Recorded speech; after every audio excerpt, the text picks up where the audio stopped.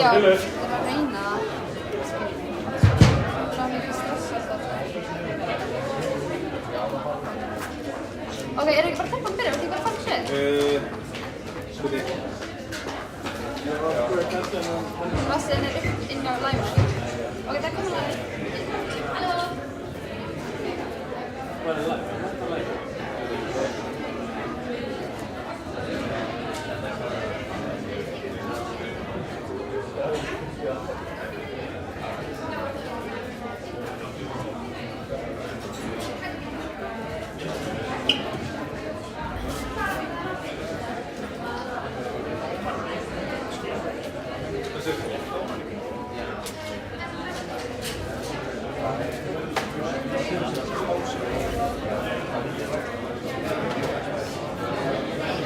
Já, nei, jú, ég fyllir að það verður að, þú veist, ég segi og þú hægt að stuða að ég fyrir þessum að ég fylgist með.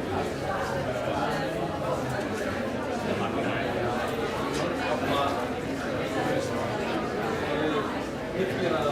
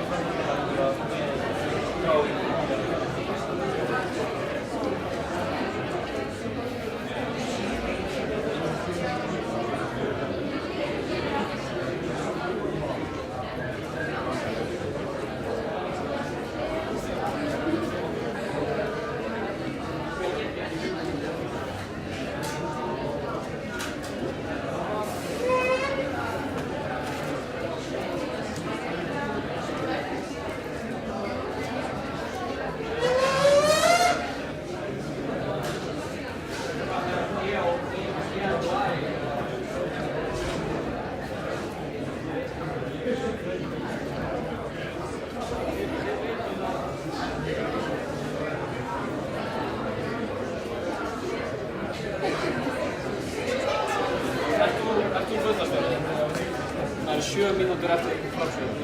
Ok.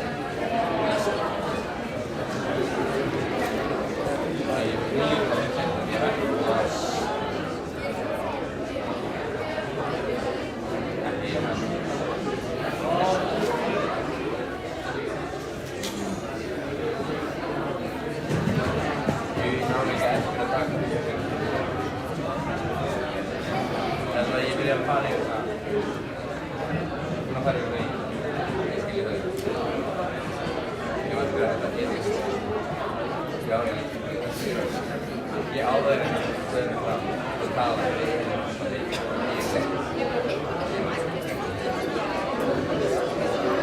hún var náttúrulega kollega síðan mikið var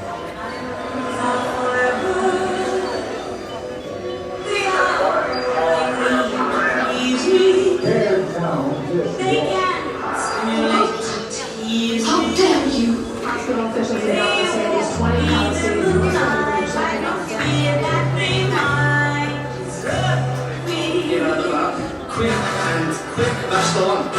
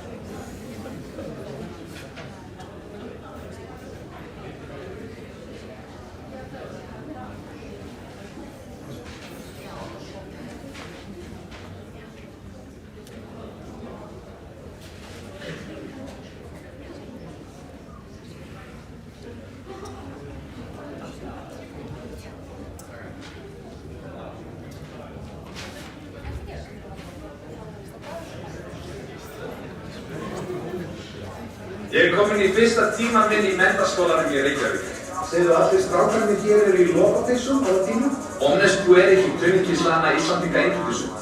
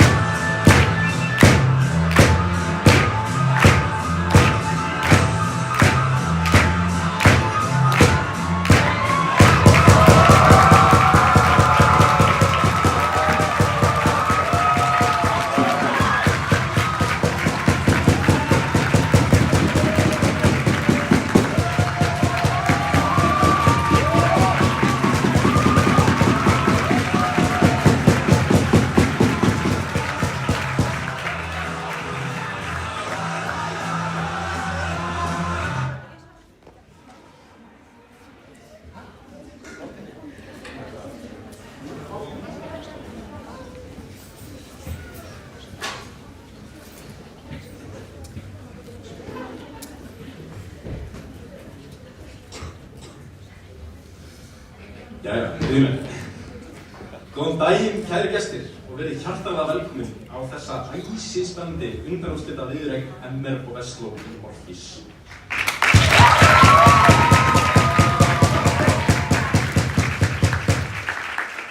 Ég heiti Ólafur Ingi og verð fundarstjóri.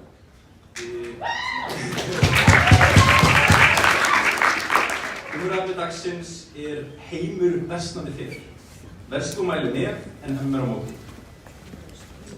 Ég ætla að byrja á því að kynna tímaverðina, en það eru þau Böðvar Stefánsson og Högna Þóroddsdóttir.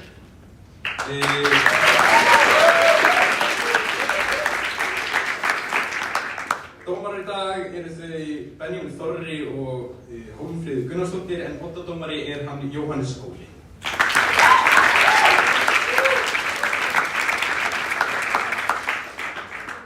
Ég byrja þessa keppni með því að bjóða liðsstjóra meðmælanda í.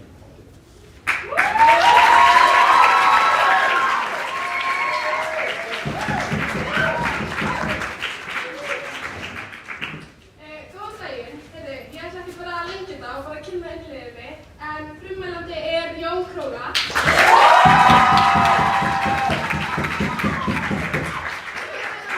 Frummælandi Ísabel Dís Síhan.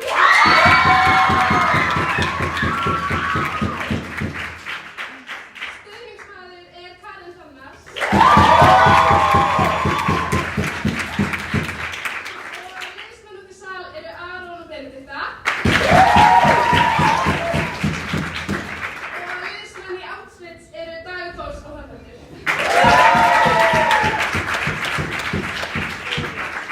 Sjálf heiti ég Elsa Kristín og liðsstjóri.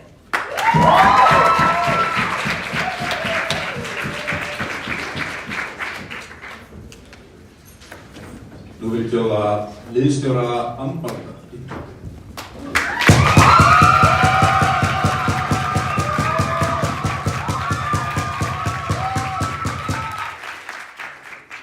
Ég ætla líka bara að hafa stutt. Frummælandi Stefania Lilja Jóhannsdóttir.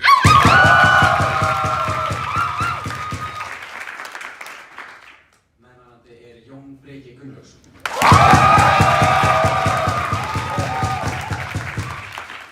Stuðningsmaður Bergþóra Hildur Hansdóttir.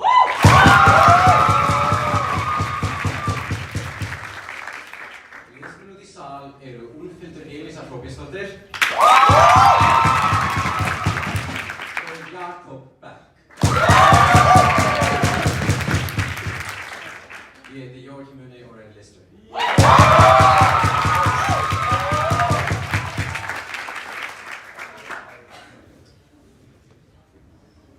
Næstu punktu frummælandi meðmælanda, þú hefur 3 mínútur.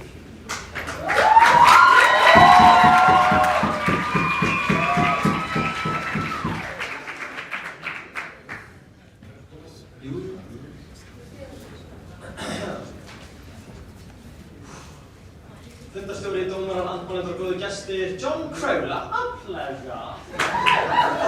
Skemmtilegt stöf, The Big 26, geggja á. Ég meina World Cup í sumar, Snorri Másson á þingi, kosningarbráðum, þú veist, ætla að kíkja í pakkan og allt það. Já, það allt á upp. Já, kæri salur, heiminum fer batnandi. Fyrir glæpamönnum. Já, glæpamönnum. Harðstjórum, einræðisherrum, transjöturum, verðbólgusinnum, fólki sem trúir ekki á hlýnun jarðar, vopnaframleiðendum, fíklum sem vilja ekki hætta, fólk sem elskar bara þunglynd, þeir fá bara að drepa, mann Trump segir bara go. Útlendingahöturum, hryðjuverkamönnum, fólki sem elskar að búa á götunni og Amerika. Nei, ok, cut the crap. Ég ekki oft orðlaus, en nú get ég ekki orðabundist. Það að halda ég fram að heiminum fari ekki versnandi ekki bara fáfræði, heldur það beinlínis rangt. Upplestur og staðreyndum hefst, Ready, Steady, Jón. Frá árinu 2015 hafa þessir hlutir gerst.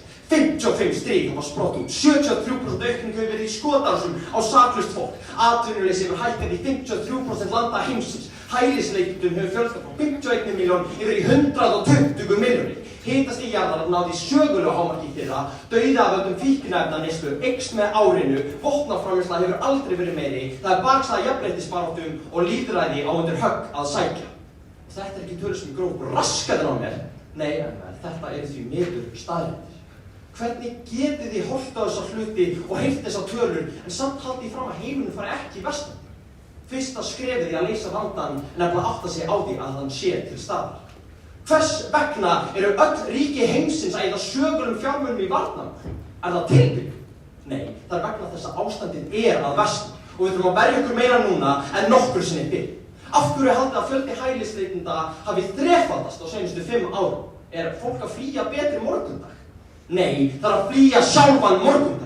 Og af hverju er ESB að prenta bæklinga fyrir 450 milljónir óbreyttra borgara að segja þeim að byrgja mat og kenna þeim að stoppa blæðingar úr opnum sálum? Og af hverju var herferð í fyrra á Íslandi að gera neyðarkassa með nauðsynjavörum til að vera viðbúin aðstæðum sem gætu dunið á okkur?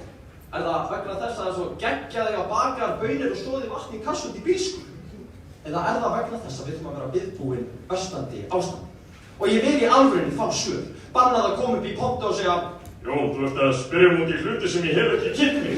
Því þá kem ég inn og ræðst á ykkur! Því ég spyr að alvöru, í Mið-Austurlöndum hafa 150.000 manns látið lífið vegna stríðs á seinustu 3 árum. Sögulegar tölur. Og þessar tölur hækka með deginum því sjokker, það geisar annars stríð þar núna. Og þetta versnandi ástand er ekki fjarlægt. Alls ekki.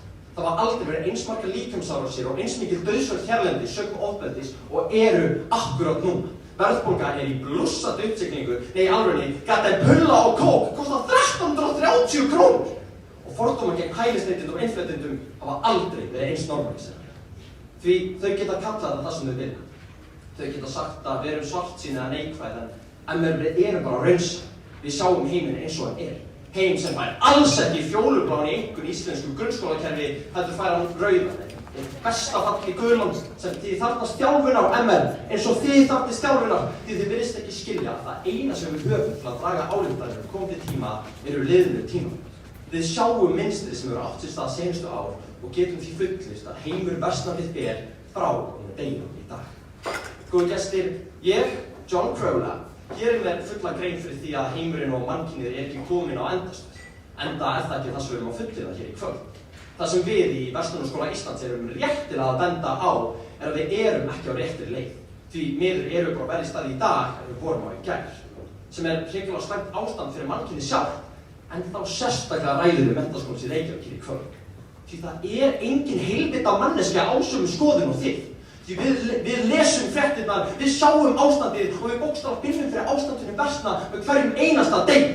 En nei, ekki þið og ekki það fólk í þessum heimi sem gerir það verkum að við undirbúum okkur fyrir það að morgundagurinn verði verri en dagurinn sem er að líða. Heimurinn er ekki á réttri leið. Hann hefur ekki verið það í smá tíma. Og ef við förum ekki átt okkur á því er ég hrædd að málstaðar Emmeringa muni aldrei aftur eiga sér stoð í raunveruleika. En djöfull vona ég mun einn daginn geta staðið fyrir framan fullan sal af fólki og sagst þeirra Pól Emmeringa. En ef við höldum áfram þegar ég vegferð á er ég hræddur sá dagur muni aldrei renna upp.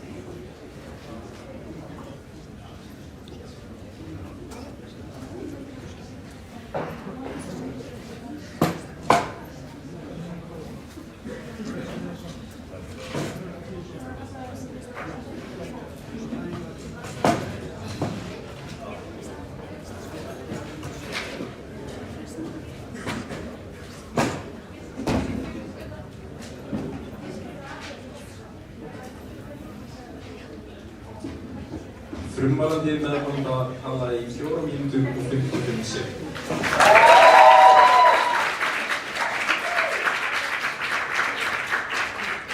Næst í pontu vil ég bjóða frummælanda andmælanda, þú hefur 0 mínútur.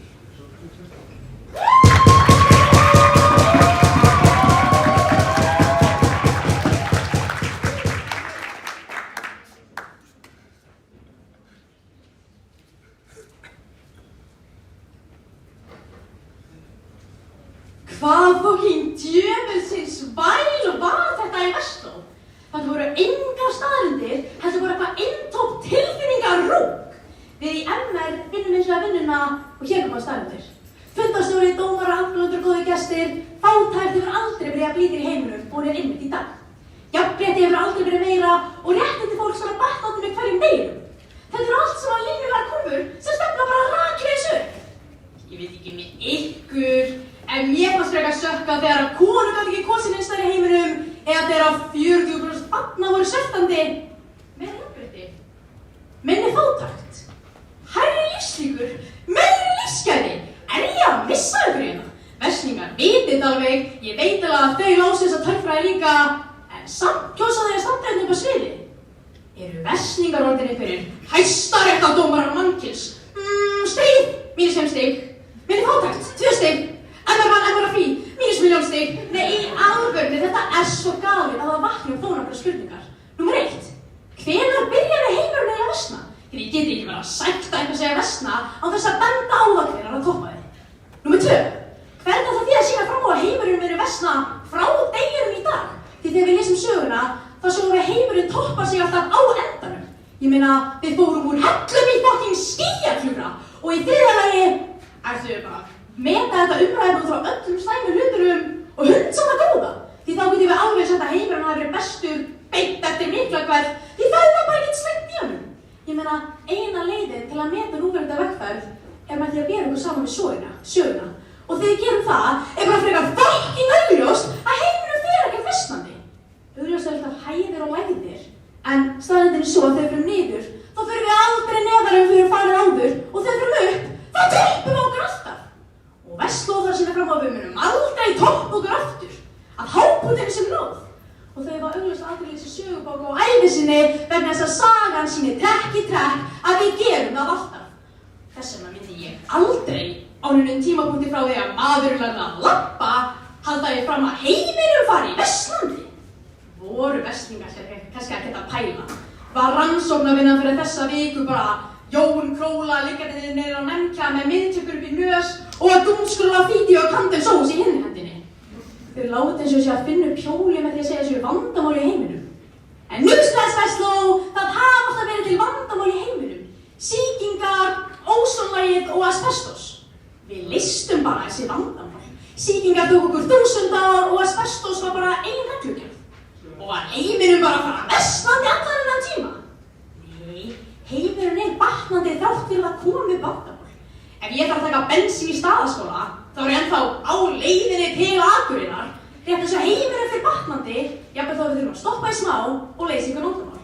Því við erum alltaf annarkvort að leysa vandamálin, eða erum búin að leysa vandamálin.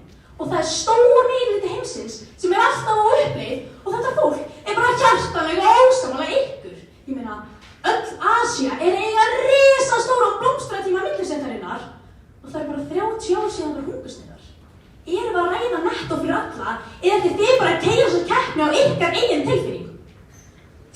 Ísabella og smokkan í morgun, hún var allir kvíðin. Nú eru allar framfæri mannkyns einskisverði og við ætlum að gefast upp. Sjáu ekki hvað þetta er verulega fyrst? Það eina sem þið eru að áarka upp á sviði er að smána allt það fólk sem hefur tileinkaði lífi sínu í að bæta heiminn. Hvað með Nelson Mandela? Eða Malala? Myndu þau segja heimurinn sé að versna einmitt þegar við erum núna góðs af öllu því sem þau börðust fyrir? Mér finnst svo forréttindaflinn að Vestló, sem lásu sömu heimildur og við, gerðu sömu rannsóknarvinnu og sáu sömu tölfræði, séu ennþá að segja heimurinn fari versnandi. Því við erum ekki bara að ræða fátækt sem einhverja tölfræði í heimi, heldur þetta alveg fólk. Sístækkandi hópur fólks sem er að lifa miklu betra lífi en það gerði áður. Góðir gestir, það eru staðreyndirnar sem skipta máli. Meiri jafnrétti, minni fátækt, hærri lífslíkur, meiri lífsgæði. Þetta er það sem Vestló þarf að segja sér slæm þróun. Hvernig ætla þau að sanna fyrir öllum 400 milljón Indverjunum sem náðu að brjóta sér inn í millistétt á seinustu 20 árum að heimurinn er að fara í versnandi? Þetta er það sem við erum raunverulega að ræða. Er heimurinn að versna þegar aldrei fleiri hafa haft það gott? Því MR segir nei og Vestló segja bara ekki eitthvað. En það er helviti erfitt að sanna það að heimurinn fari versnandi í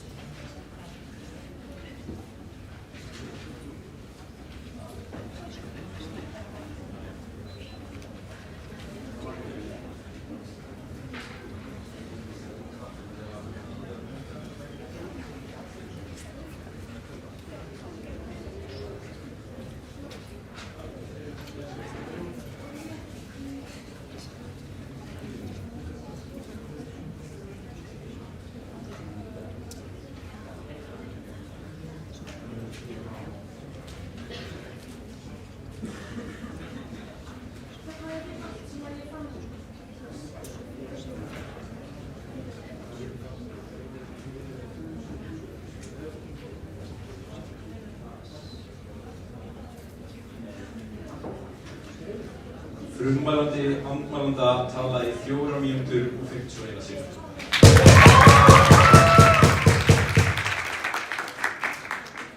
Næstu upp í pontu meðmælandi meðmælanda og hefur 7 mínútur.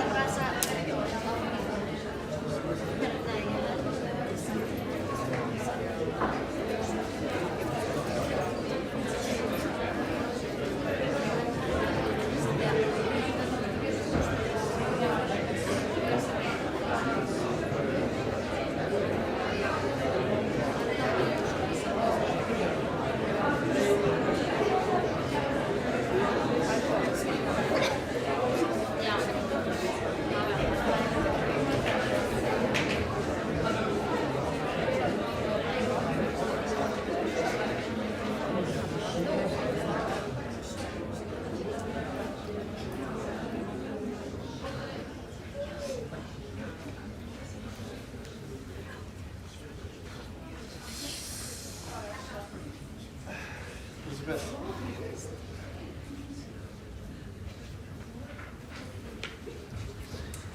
Já, ég kom hérna.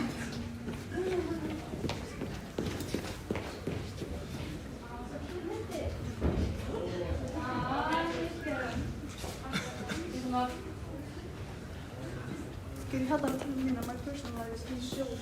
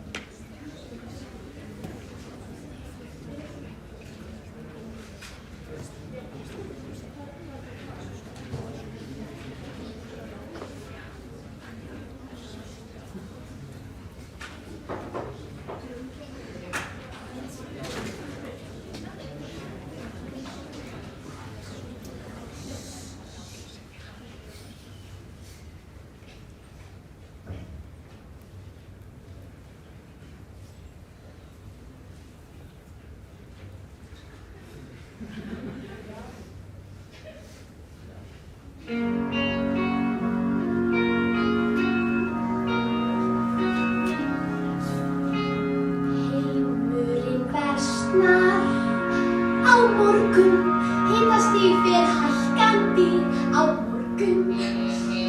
Ég veit það, stríðsátök fleiri á morgun, börn og konur deyja víst á morgun. Annar elskar og nú ég leið og reif og kvíðin. Hvað með dýrin og jarðveginn?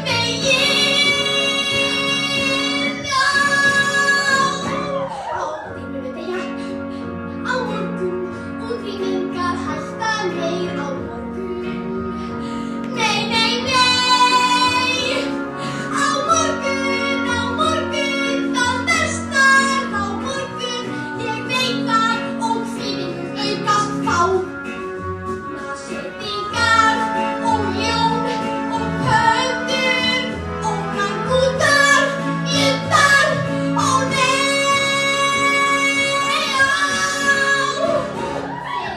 tekið á morgun að kaupa fleiri kvíðalíf á morgun. Er svo fram á morgun, það versnar á morgun. Vísindin þau segja það. Á morgun, 1. apríl á morgun, vita þetta væri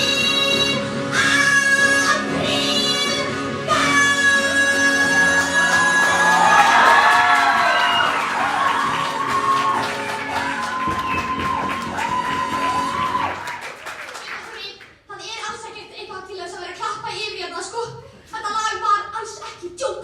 Maður djókar með hluti eins og smetti og JP og það er Jóakim yfir öllum frítímanum sínum í að reikna út formúlur Pythagoras á réttindum þríhyrningum. En spasiba mér dosni, prijatna basta komista svami. Maður djókar ekki með dýrin. Nei, í alvörunni er allt kastið í Lion King og Zootopia er að deyja fyrir framan nefið á okkur og MR segja bara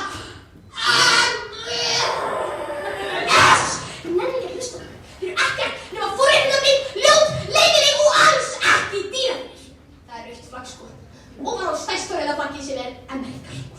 Og treystið mér, ég er ekki bara að segja út hér í Vestló. Ég segi það að ég vil samband með Amerik og shit! Það er tótt eitt leiðilegasti hlutum sem ég hef gert.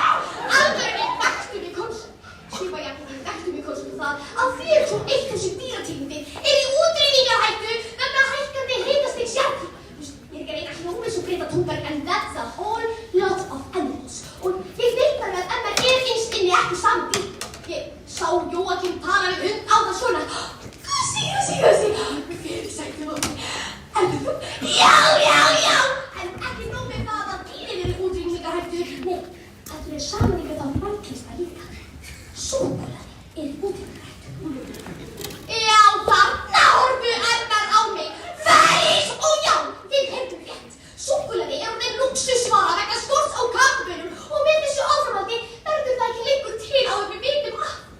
Hvað gerum við á páskunum þá, Emil? Hverju ætlum að leita að? Heitt. Fata!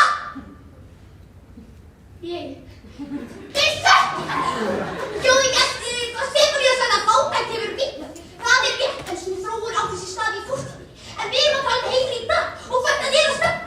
Samkvæmt World Bank hefur fátækt verið að aukast í fyrsta skipti í 20 ár og samkvæmt Sameinuðu þjóðanna eru framfarir í baráttunni gegn fátækt að stöðvast og víða að snúast við. Á meðan hefur aldrei verið jafn auðvelt fyrir þá ríkustu að verða ríkari og bilið breikkar bara með hverjum degi. Við sáum framfarir en nú erum við að taka skref tilbaka og það er staðreynd. Stefanía sagði við þurfum að tala um alla tímalínu heimsins. Stefanía, við erum ekki mættingar til að tala um fortíðina, heldur að meta stöðuna í dag. Umræðuefnið er heimur bestandi þitt, hvort heimur sé besta frá með deginum í dag eða ekki. Það að eitthvað hafi batnað á síðustu 100 árum segir ekkert til hvort það sé besta í dag. Stefán spurði okkur spurningar og hér kom sko svörum þig. Númer 1, hvenær byrjaði þetta besta? Við erum ekkert að tala um eitt hvernig, heldur hvert hann stefnir nú. En númer 2, sanna að hann sé besta. Það bendir bókstaflega allt til þess. Rannsóknir sýna okkur að loftslagsvandamálin eru ekki að fara batnandi, heldur bara versnandi og versnandi með deginu. Sagan sýnir okkur að þegar einræðissinnaðir komast til valda, stefnir allt í aukin átök og ófrið, sem er by the way að gerast. Og núna beint fyrir framar augun á okkur, sjáum við aukin bakslávandi millitópur sem endur í auknum valin og sundrum samfélag. Númer 3, ætlum við bara að meta þetta út frá öllu því slæma og hunsaða góð. Nei, við erum að horfa á heildarmyndina og þá sjáum við að hann fari í versnandi. Shit, hvað þetta voru ömurlega spurningar. Þetta var deyjandi órangúti. Stefanía sagði að við hefðum ekki opnað neina bók í vikunni. Stefán mín, við opnum ekki nema bara alla fréttamiðla ever. Góðir gestir, dýrin eru mikilvæg og þeirra ástand hefur versnað svo mikið að heilu tegundirnar eru að deyja út. Það er ekki þróun sem við fagnar, að ég hélt, en svo valsakir inn nýfermdir krakkar úr lærðaskólanum og segja að ástandir að fari ekki versnandi. Ég spennta erum að svara fyrir þetta. Gangi ykkur sem allra best. Ísabel Dísian out.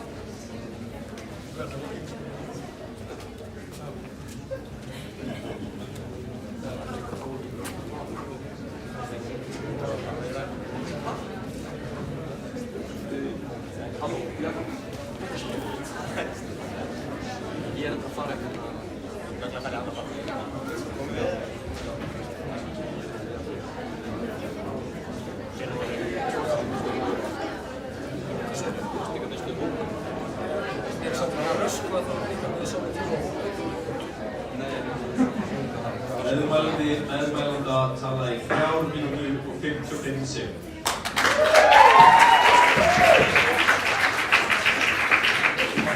Nú vil ég bjóða meðmælanda handmælanda yfir pontu og yfir 4 mínútur.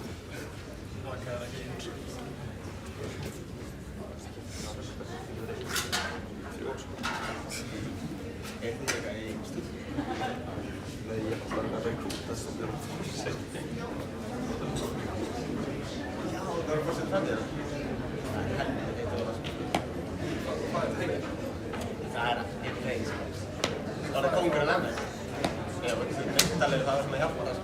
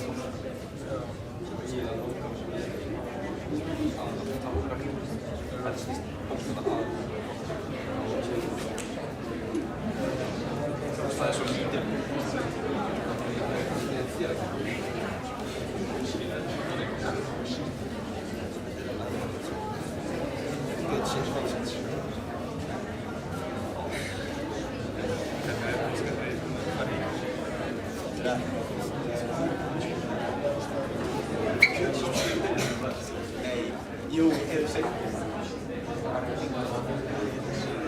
Nei, jú, það er saman með það að það er mest.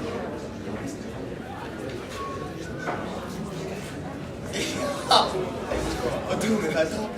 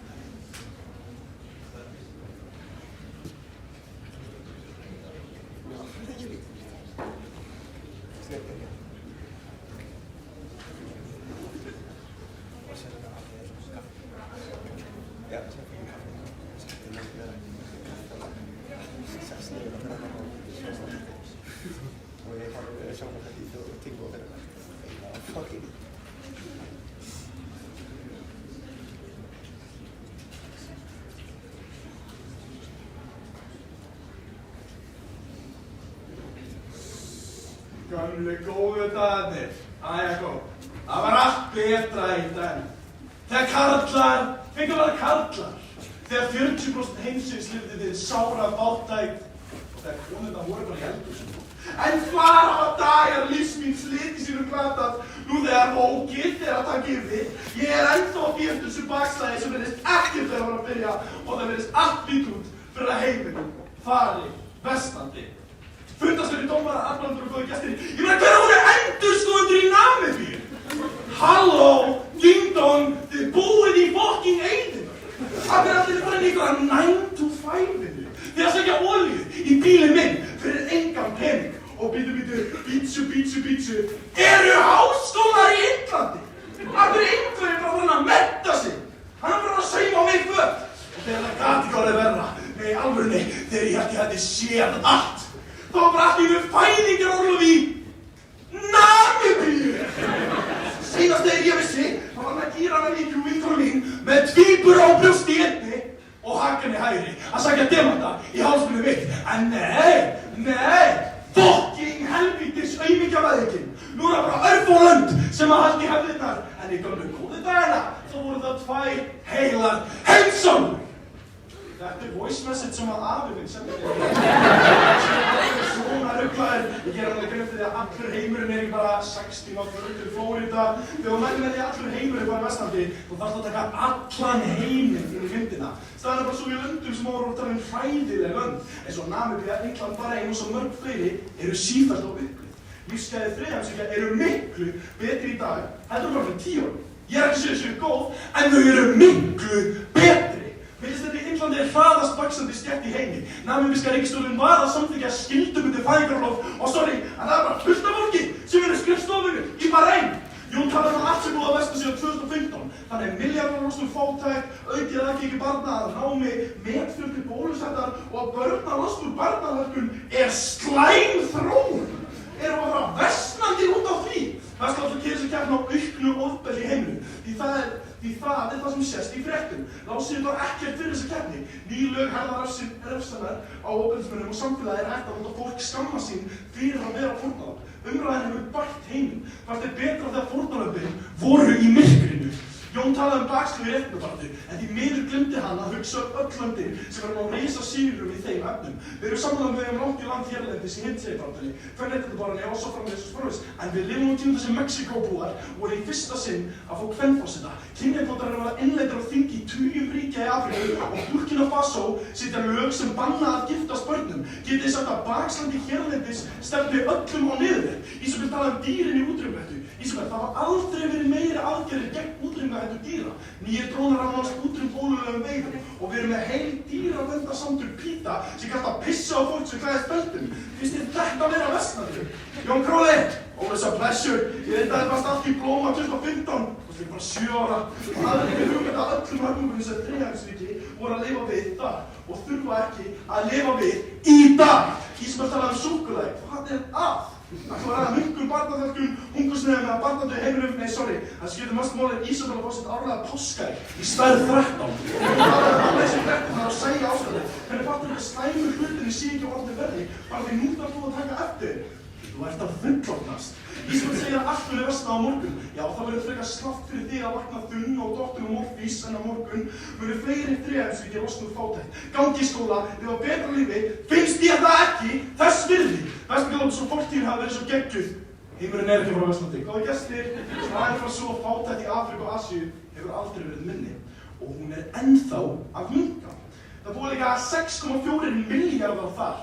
Ef þið viljast einfaldari tölfræði, þá er það 85% af heiminum sem þið segir að fari versnandi. Nei, alveg, það er svo ótrúlega að mæla með því að heimurinn fari versnandi þegar restin af heiminum fær loksins að lykta af lífsgæðunum sem við lifað við.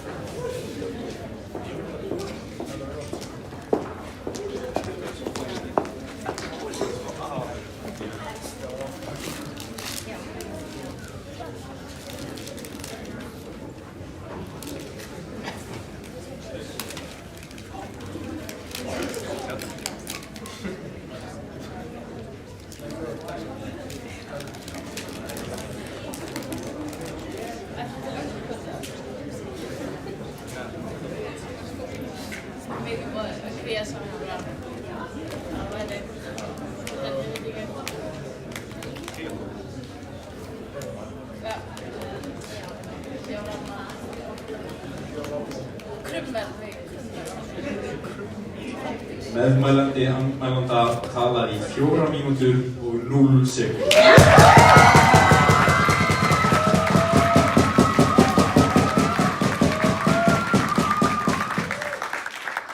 Næstu punkti stuðningsmaður meðmælanda en þú hefur 4 mínútur.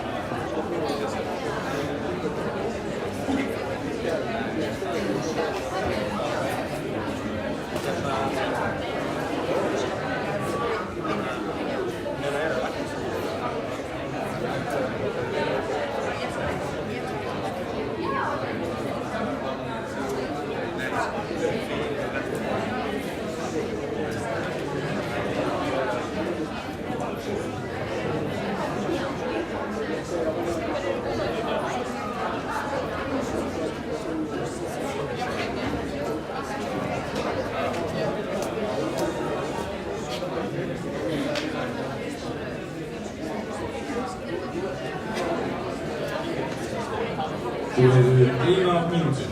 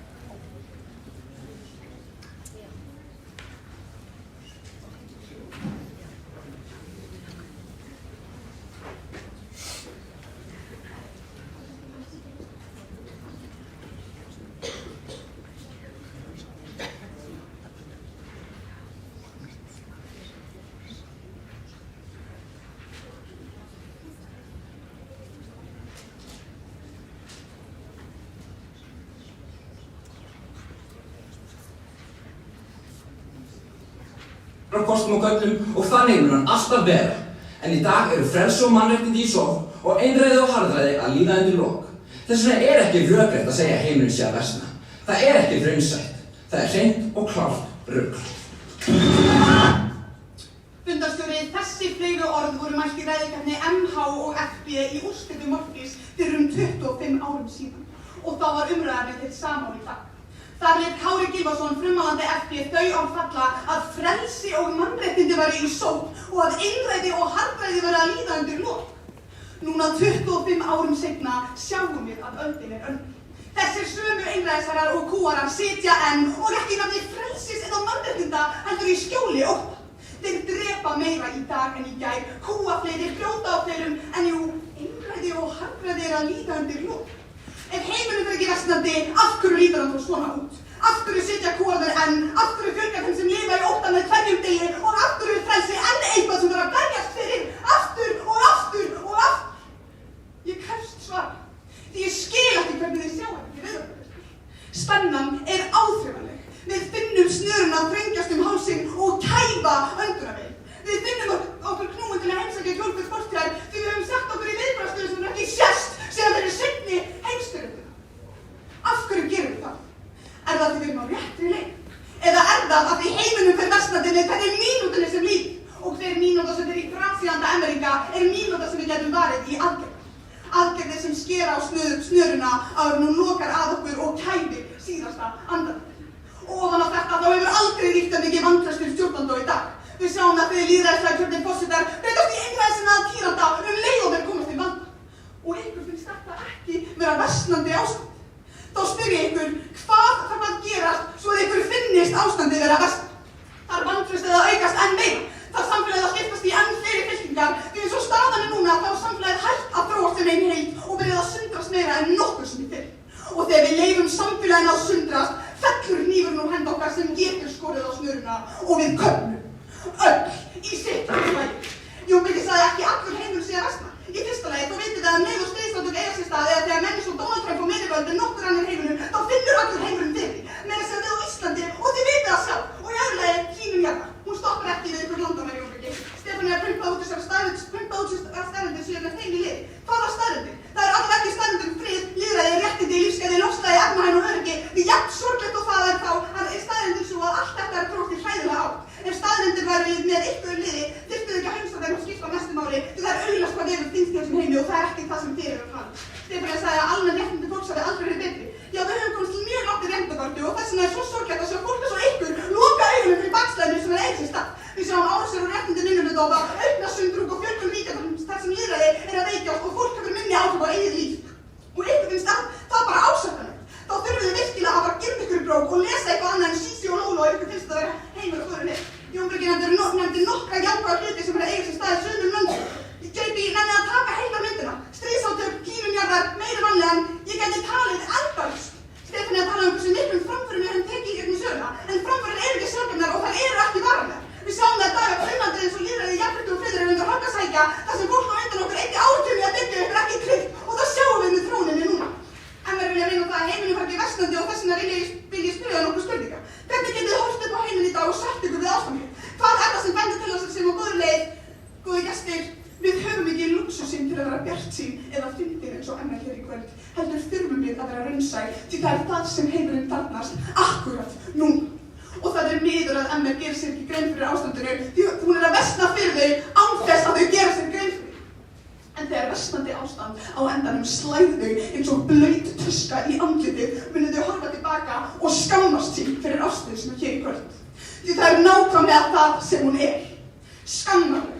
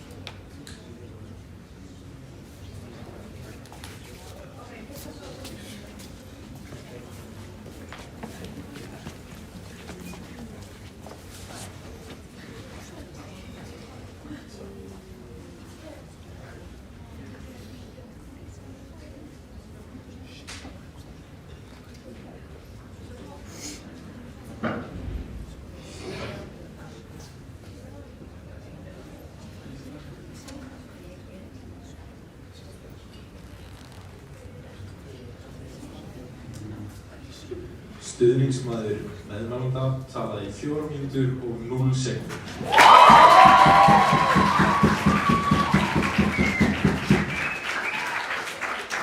Næsta stuðningsmaður meðmælanda, þú hefur 4 mínútur.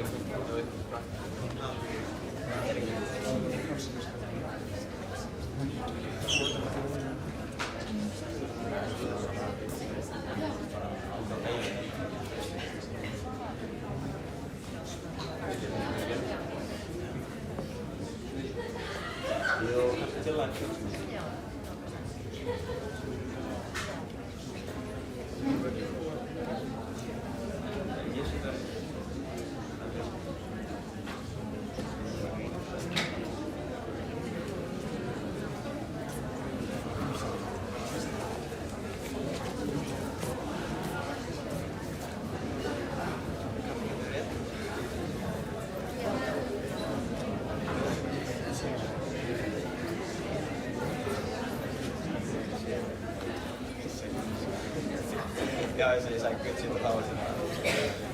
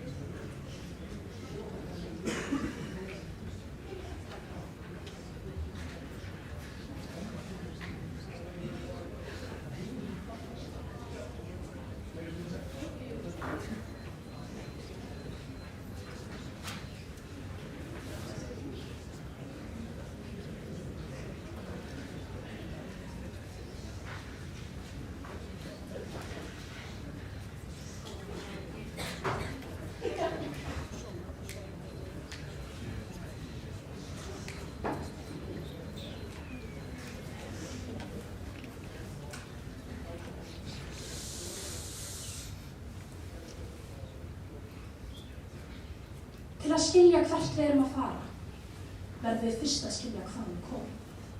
Ekki með getgátum eða tilfinningum og alls ekki með þeirri yfirborðsgreiningu sem við heyrum frá verslingu. Fundarstjóri, dómarar, andmælendur og góðir gestir.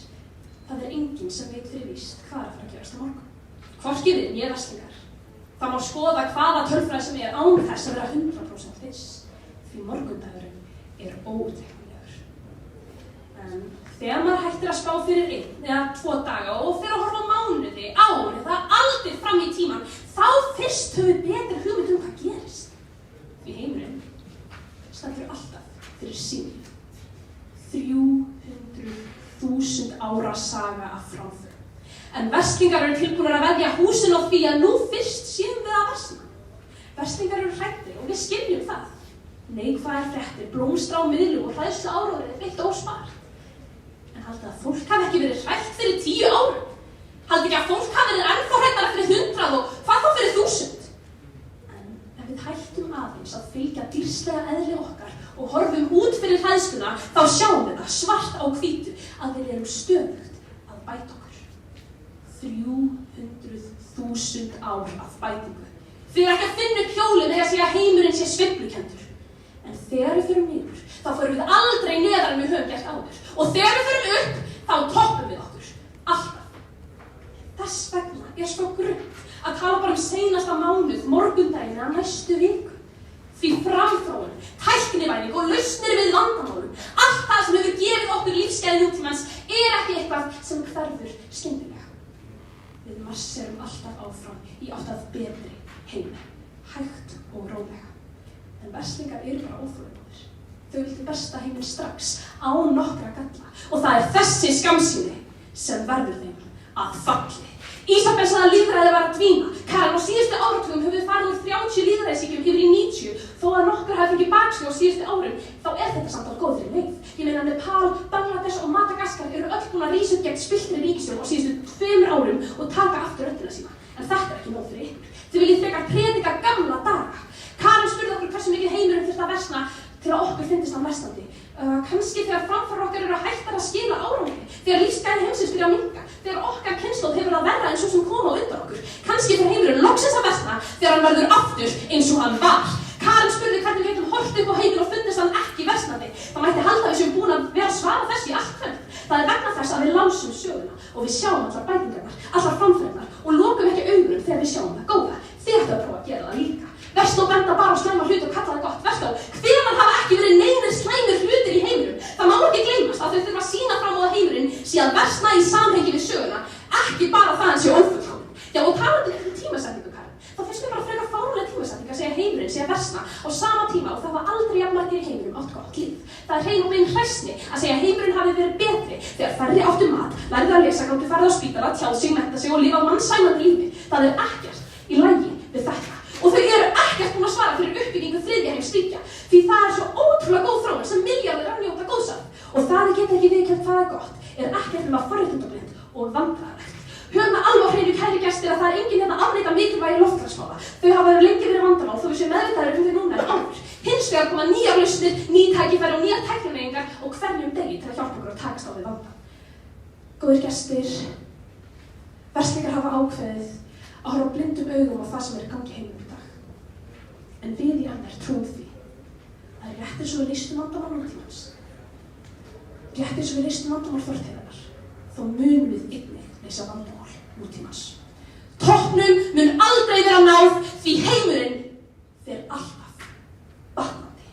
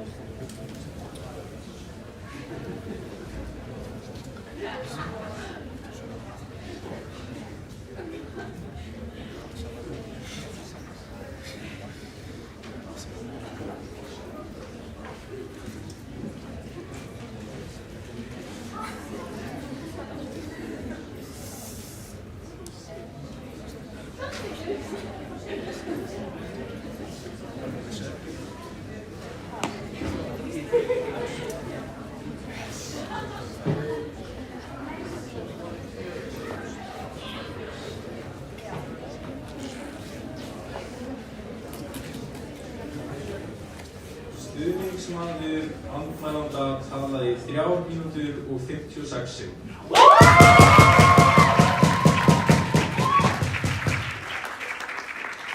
Núna ætlum við að taka 15 mínútna hlé, en áður en allir standi þá skulum við leika dómurum og liðum úr salnum.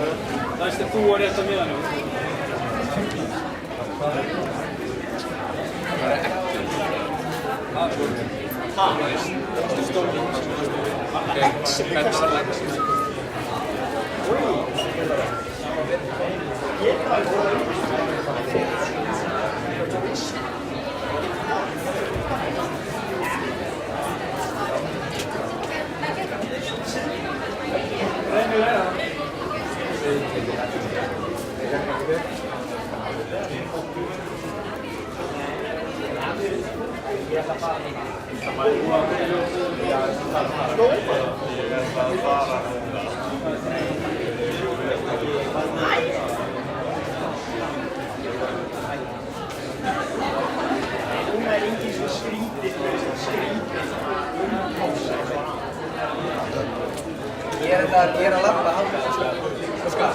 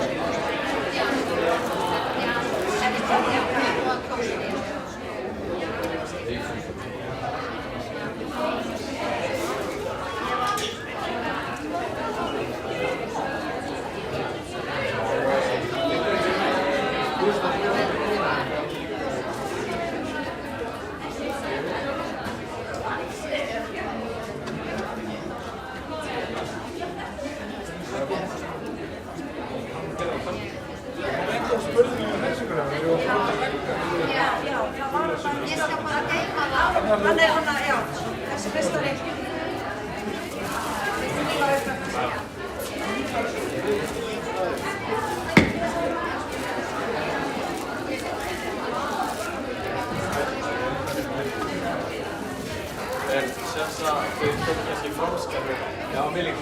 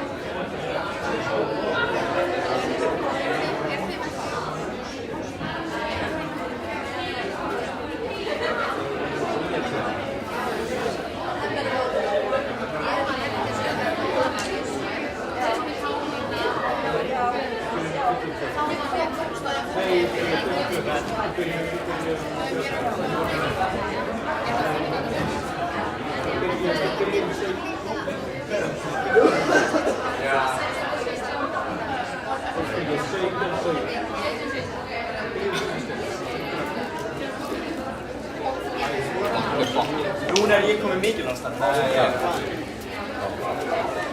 Ég líka að gefa eitt kannski sönd. Það eitthvað sönd. Þú verður bara eitthvað komið. Jú, þú verður að fá þetta að vera alveg fyrir.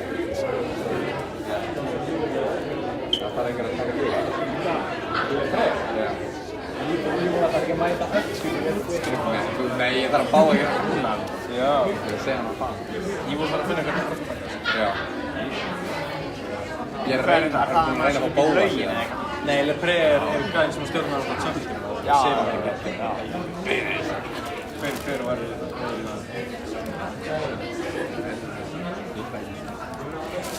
Í bílbúinu var það. Það er ingen stund. Núna er ekki Var það fucking Óskarsdagur? Já! Tjó!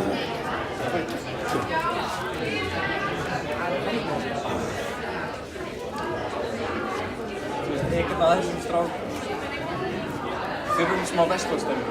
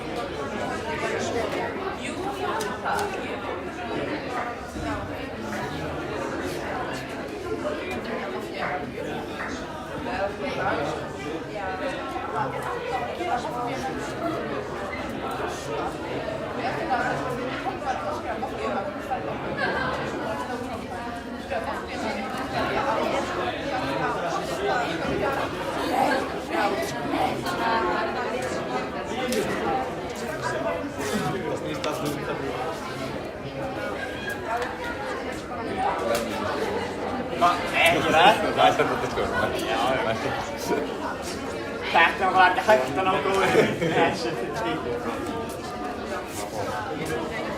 Ég er að vera illa fónmóttskrifaði af stelpunni. Ég er bara, síminn hennar var á 35% þegar við byrjum og mér var á 95%. Þannig að síminn var því shit. Þess vegna ég kom bara að gefa eitthvað dóst. Nei, það er brightness að það hann. Nei, ég er bara með næst ógerðslega androidin í búðinni. Ég nota síminn ekki neitt ef að skróla ekki snið. Hvers kóla? Já, ég tók þetta í króna og svo. Það er ekki glas.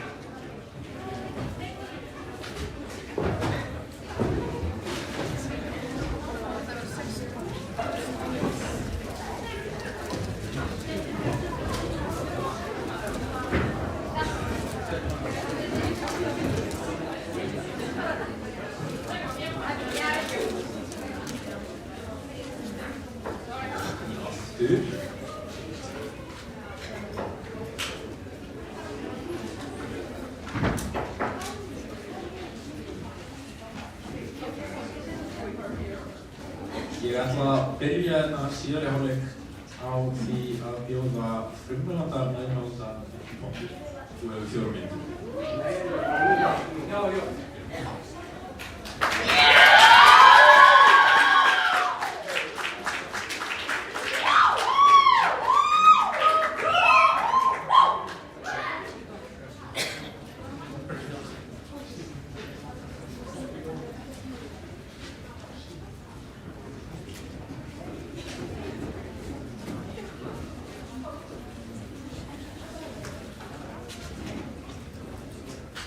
Fundarstjóri, eftir að hafa hlusta á ræðu MR hér í fyrri umferð, mætti halda við litum í heimi þar sem heildarmyndin að skána. Þau hafa talað framfarir, þróun, tækninýjungar og alla þá góðu hluti sem mannkynið hefur áfram. Sem gott og vel, ég meina það alveg rétt hjá þau. Við höfum náð gríðarlegum framförum á alls konar sviðum í gegnum mannkynssöguna og erum aðra. En það bara ekki það sem við erum að deilum hér í kvöld. Spurningin ekki hvort heimurinn hafi einhvern tímann batnað eða skilað sér framförum. Spurningin hvort hann sé á réttir leið í dag. Framtíðin björt? Og það sem MR virðist ekki alveg vera að fatta. Því ef það væri satt, framtíðin væri björt og við værum á réttri leið, af hverju þá alþjóðasamfélagið stöðugt að reyna að bæta? Og þá er ég ekki að tala einar minniháttar bætur eða að halda áfram vegferðinni sem við erum á. Nei, af hverju erum að búa til alþjóðasamninga sem að gjörbreyta ástandinu ef það svona gott akkúrat núna? Tökum Parísarsamninginn undir forystu Sameinuðu. Samningur sem var undirritaður af helstu velferðarríkjum heims og átti að tryggja að hitastig jarðar myndi ekki hækka meira en 2 gráður fyrir árið 2001. Fjöldi ríkja eru nú að draga úr losunarmarkmiðum sínum. Bandaríkin á formlega yfirgefið samninginn og markmiðið 2 gráður verður samkvæmt vísindamönnum orðið að engu eftir 3 ár. Eða Basel-reglugerðina frá Alþjóðabankanum. Regluverk sem var sett á eftir fjármálahrunið 2008 og átti að koma í veg frá slíkt gerist aftur. Efnahagurinn nú á mun verri stað en hann var fyrir árið síðan.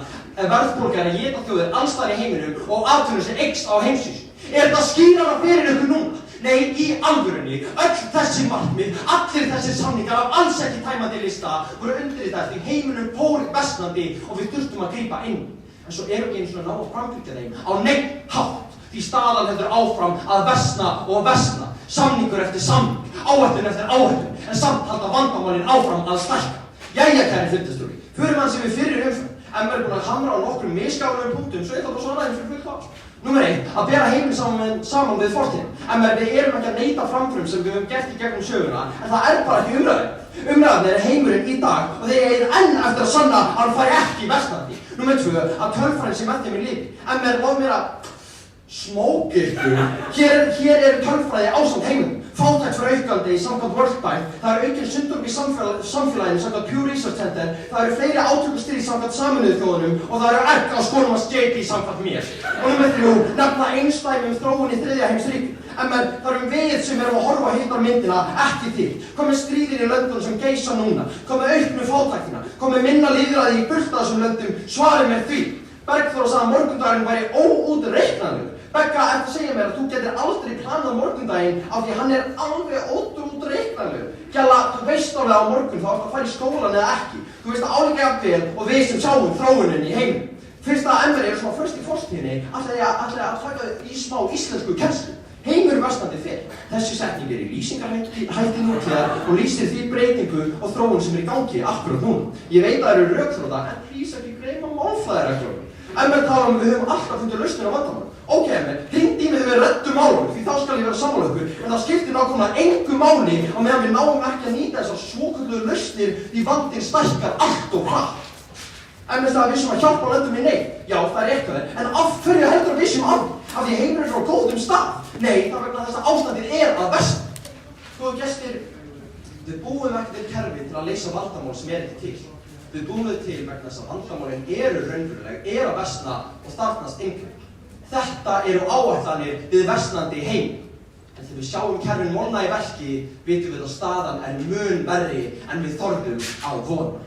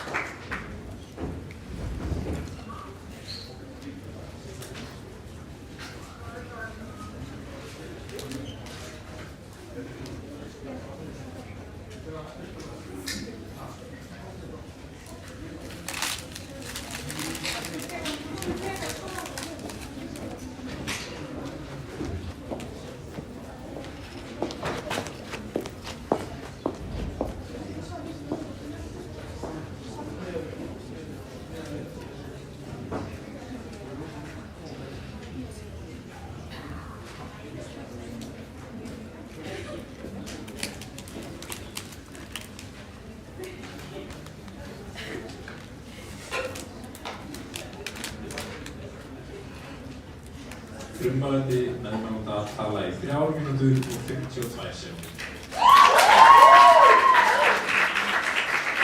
Næstur í punkti vil ég bjóða frummælanda andmælanda og hefur 0 mínútur. 4 mínútur.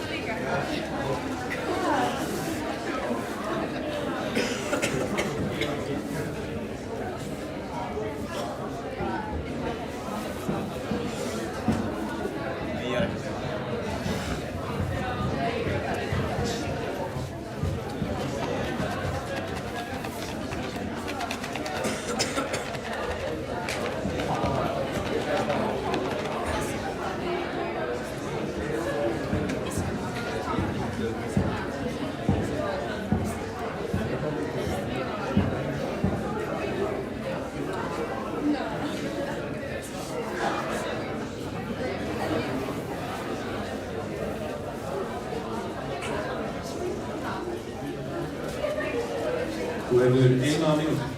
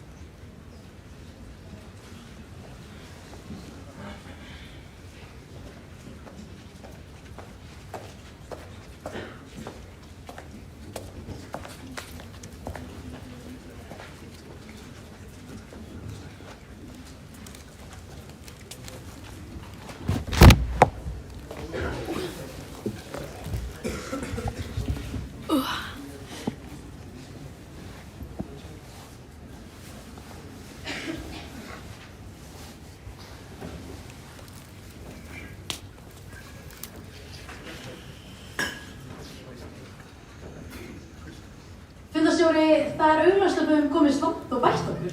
Við göngum ofurtölu í vasanum, við höfum reist byggingar sem klóra skýin og aldrei hafa færri verið svangir. Ef þú stoppar í smá og lítur þig kringum þig, þá hlutir alltaf að vera betri. Gæti alltaf verið skárri en við höfum afrekað mikið.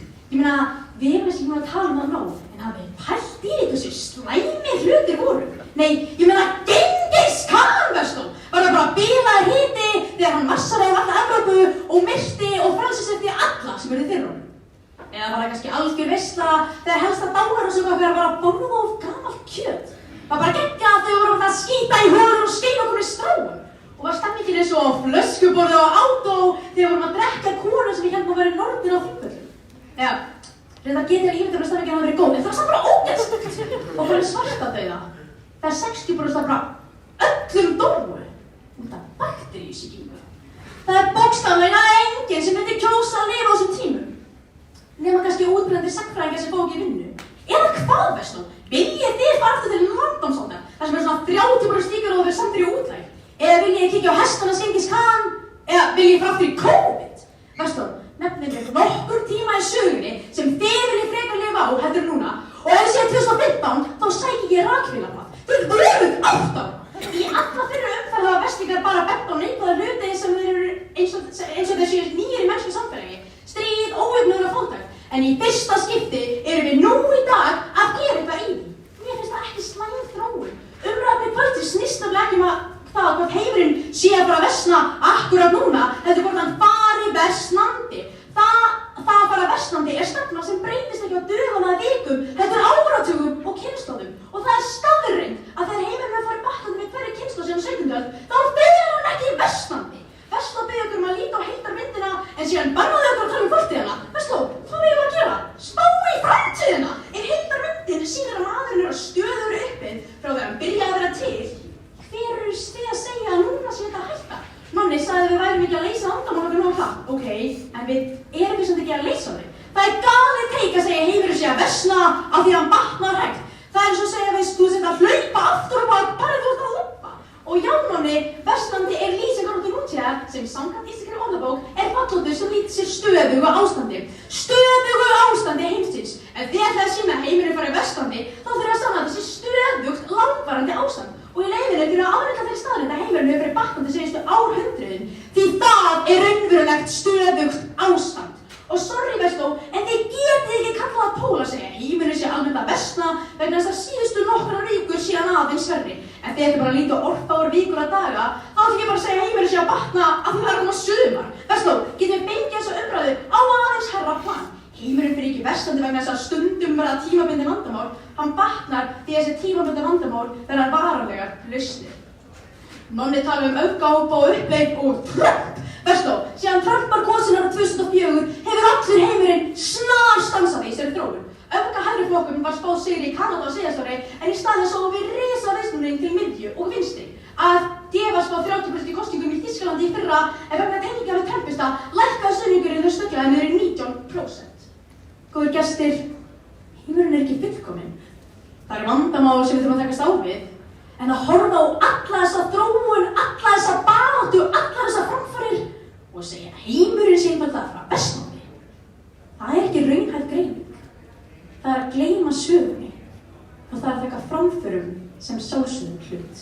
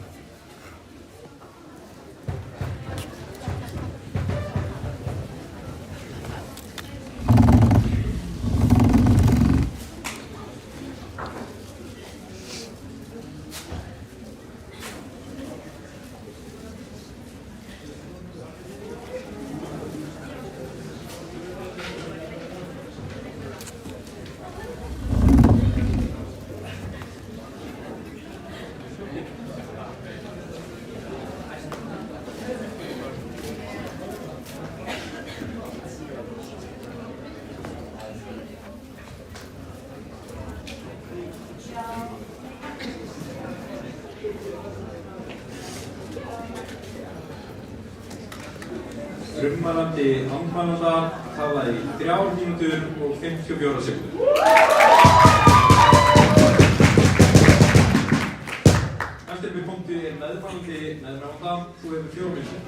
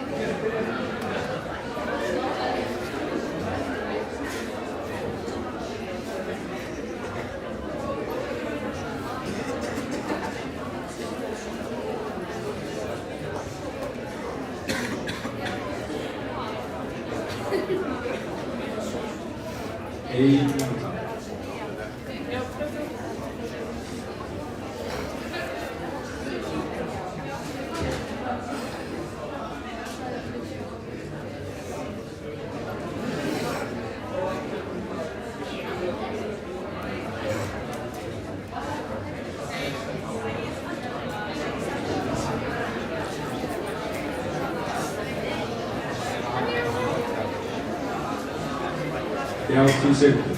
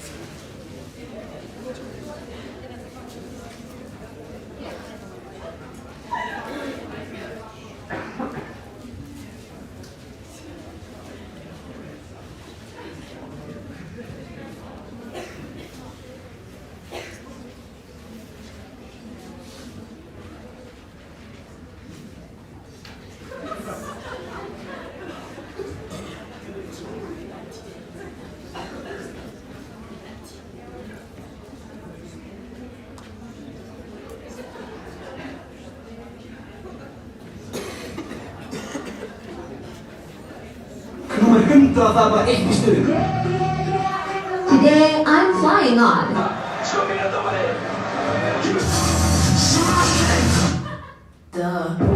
Head down calls. Nú er kominn tími til að vitið besti mig.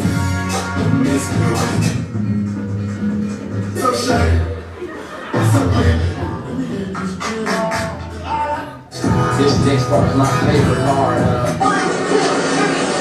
You know what I'm... Það 70.000 views á realmyndinni og meira en svörum.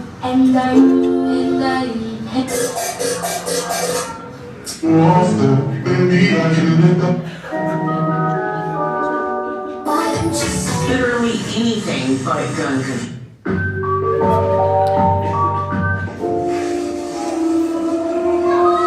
Af hverju ætlir þú að kjósa Vestur? Það Vaka kemur í veg fyrir bíl.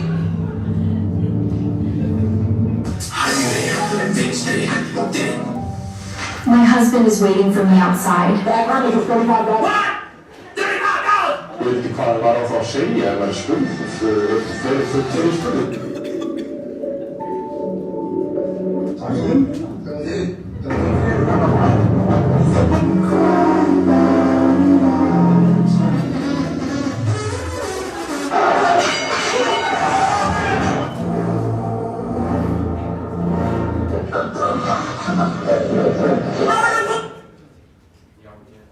Fundarstjóri, ég sakna 2019. Á þeim tíma gæti ég bara gert svona og ykkur myndi bara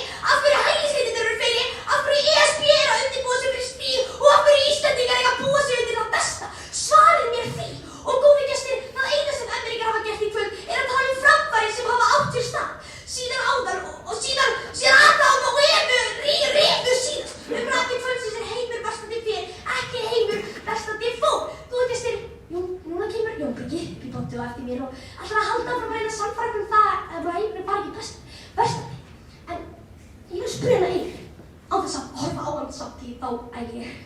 En bara ein spurning, Jimmy. Fer heiminum batnandi fyrir meðal manni? Því stundum þarf bara eina spurningu til að fella heila nósa. And I just did!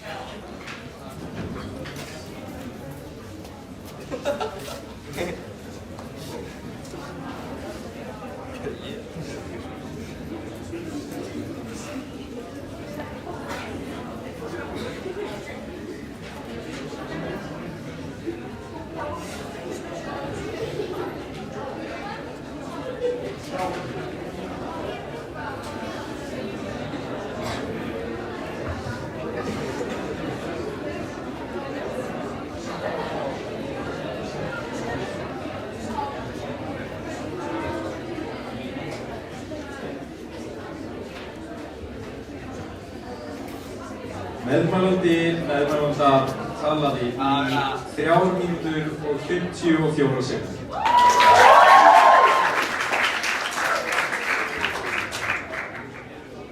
Næst upp í punktu meðmælandi andmælanda, þú eru 4 mínútur.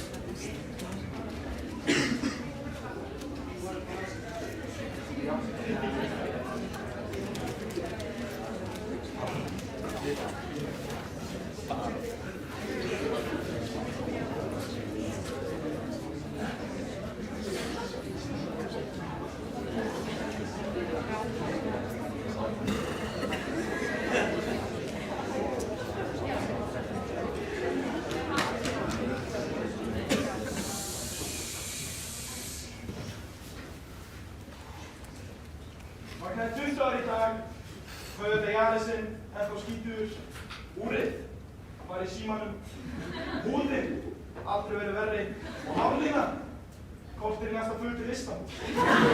Manískur, hataður, fólkjámaður, hvað finnst ykkur? Finnst þau ég tvítugur fullvarinn karlmaður með ristan? Og í staðan sem borga leigu, eða bjóðan frá hugvíslusviti í Röskvu, þá er ég ennþá í borgur sviti, fyrir framan einhverja menntskelka, ennþá að makk rífast við Ísafell. Ég er svona 15 ára. Hvað er þetta að gera?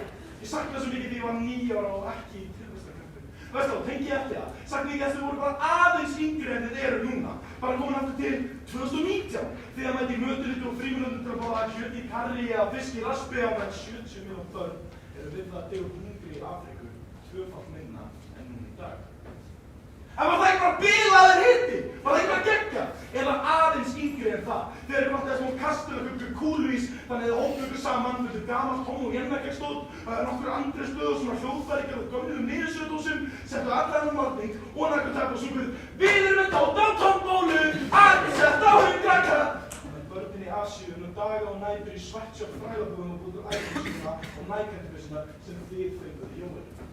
Var það eitthvað rugglaður hiti? Luli, lengst uppi, læst inni. En maður veit hvað því. Maður er að heyri í ykkur, veist þú? Já.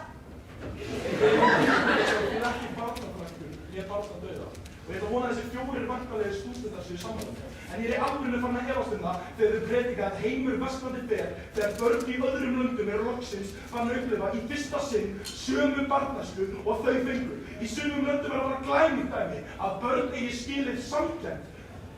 Og svo í sumum löndum er að fara glæming. Í dag er 95% skólatók í Asíu og svo tala bara miklu minni þegar þið voru í skotbolta. En Jón Królar er samt hundunum í hálsum segir nei, þessi þróun fer versnandi. Og þá verð ég bara að spyrja þarfandi, hver er í hausinu?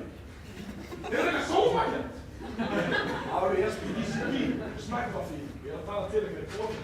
Veist þá, hvað er í gangi? Það er eins og það haldið að heimurinn hafði bara eitthvað himnaríki árið 2019. Eins og það hafði bara allt verið fullkomið. Ok, segjum við það í hreinskilni. Var heimurinn virkilega betur þegar 200 milljónum fleiri voru fátækir? Var heimurinn betur þegar heilu milljarðir farið manneskjum notuðu græna orku? Var heimurinn betur þegar færri komast á spítala? Fleiri voru ofsóttir vegna kynjaðar og vörunns. Þegar 2,5 milljónum færri voru bólusettir gegn lungnabólgu. Því að það er heimurinn sem þið standið fyrir. Ísabel elskaði árið 2019 því þá þekkti fólkina sem gerðu nógu mattildi en ekki gerða sem tapa og þau tvítuðu mér í emður á því. Ísabel 2019 var ekki fullkom á. Það voru fleiri traktomi, hungursnefum og barnsjónarbröðum. En Ísabel var auðvitað auðveldara. Nei, Ísabel heimurinn fyrir ekki batnandi fyrir litlu meðal stelpunni í vesturna heiminum. En hann fer batnandi fyrir öll litlu börnin í dregan sínum sem er að fá í fyrsta sinn núna í dag að fara í skóla. Karen, fyrst þú vilt fyrst kvartaði fram að heimurinn fari versnandi í dag, fyrst þú vilt þá slæm þróun að færri séu fóttakir í dag en í gerð, að fleiri séu í skóla, að færri séu í verkum. Þegar ég bara spyr, Jón, við megum keyra keppni á fortíðinni og nútímanum þegar er að ræða stefnu heimsins. Hvað annað eigum við að mynda við? Heimurinn í gamla dag og heimurinn núna. Heimurinn fer ekki versnandi að því tíminn í dag er betri en tíminn í gær. Við ætlum að tala stríð, þau hafa alltaf verið til, en núna fyrst erum við miklu meðvitaðri og við fordæmum þau. Hvað er verslunin? Loftslagsmál hefur verið í uppsetningu lengi og nú fyrst berjumst við gegn hlýnun jarðar og sjáum árangur. Hvað er verslunin? Fátæktin er alltaf marga en á síðasta ári lostum við 22 milljónir úr fátækt. Veist þú, hvað er verslunin? Og hvað er draumurinn? Þú hefur gestir í skilgjarnir verslu og hundsar þessu góðu vegna mannsins. Það vil enginn vera á þessum stað sem við vorum á. Ég er þreyttur á þessum ef og hefði pælingum. Ef þetta gerist á þetta, ef þetta gerist á þetta, bla bla bla bla bla. Veist þá, ef og hefði, sá á mundi, haldið kjafti og kynkið brundi.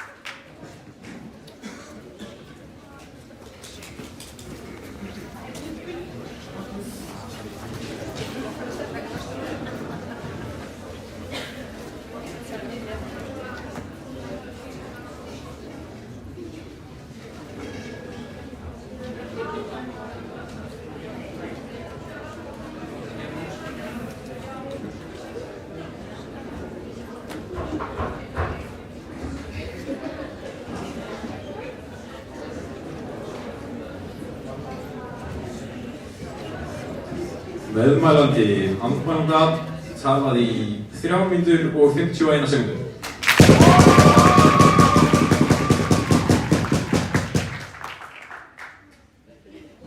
Næst vil ég bjóða stuðningsmanni meðmælanda upp í pontu, þú hefur 4 mínútur.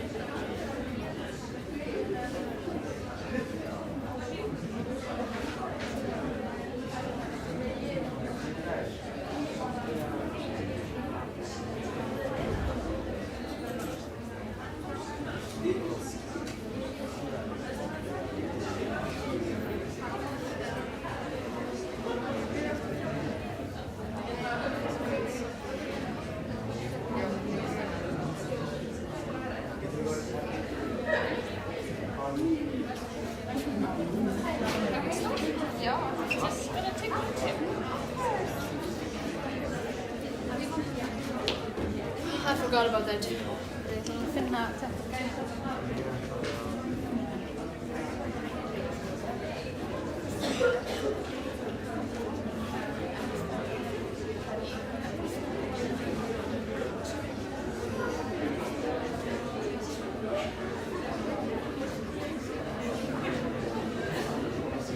Þú hefur 1 mínútu.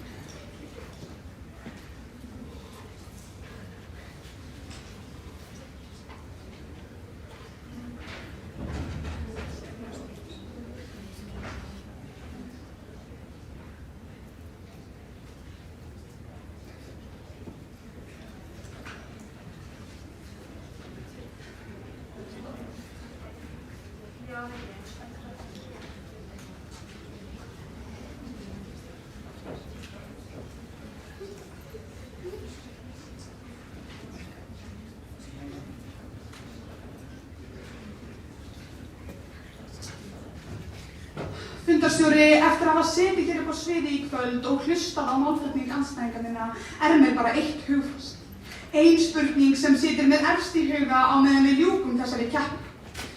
Hvert erum við að fara? Og ég spyr þessa spurningu því virðast vera föst í fortíðarfræði. Þau tala framfarir sem mannkyn hefur náð, tala hvernig við lifum lengur, vitum meira og við byggt upp samfélag sem betra en áður. Og ég skil þau vel, en það mikilvægt að gleyma aldrei því sem við höfum áorkað. En þegar þú einblínir bara á uppskuruna, auðvelt að gleyma að varðveita hana. Og það þar sem Páll Emmeringa fellur sig sjálfan, því það svo það við glemt því að markmið og sigrar eru einskis virði að við stoppum þar og gleymum að framfarir eru ekki varanlegar og þær geta mist marks. Það nákvæmlega það sem í gangi í heiminum núna. Hlutir eins og lýðræði, besta stjórnarfyrirkomulag heimsins að núna fyrir fram að nefið á okkur en af því það besti kosturinn, kippum okkur gjöfið það. Í löndum þar sem réttindi hinsegin fólks eru hvað best, sjáum við mikið bakslag sem alls staðar í heiminum en við neitum að hlusta því réttindin eru samt best í þeim löndum.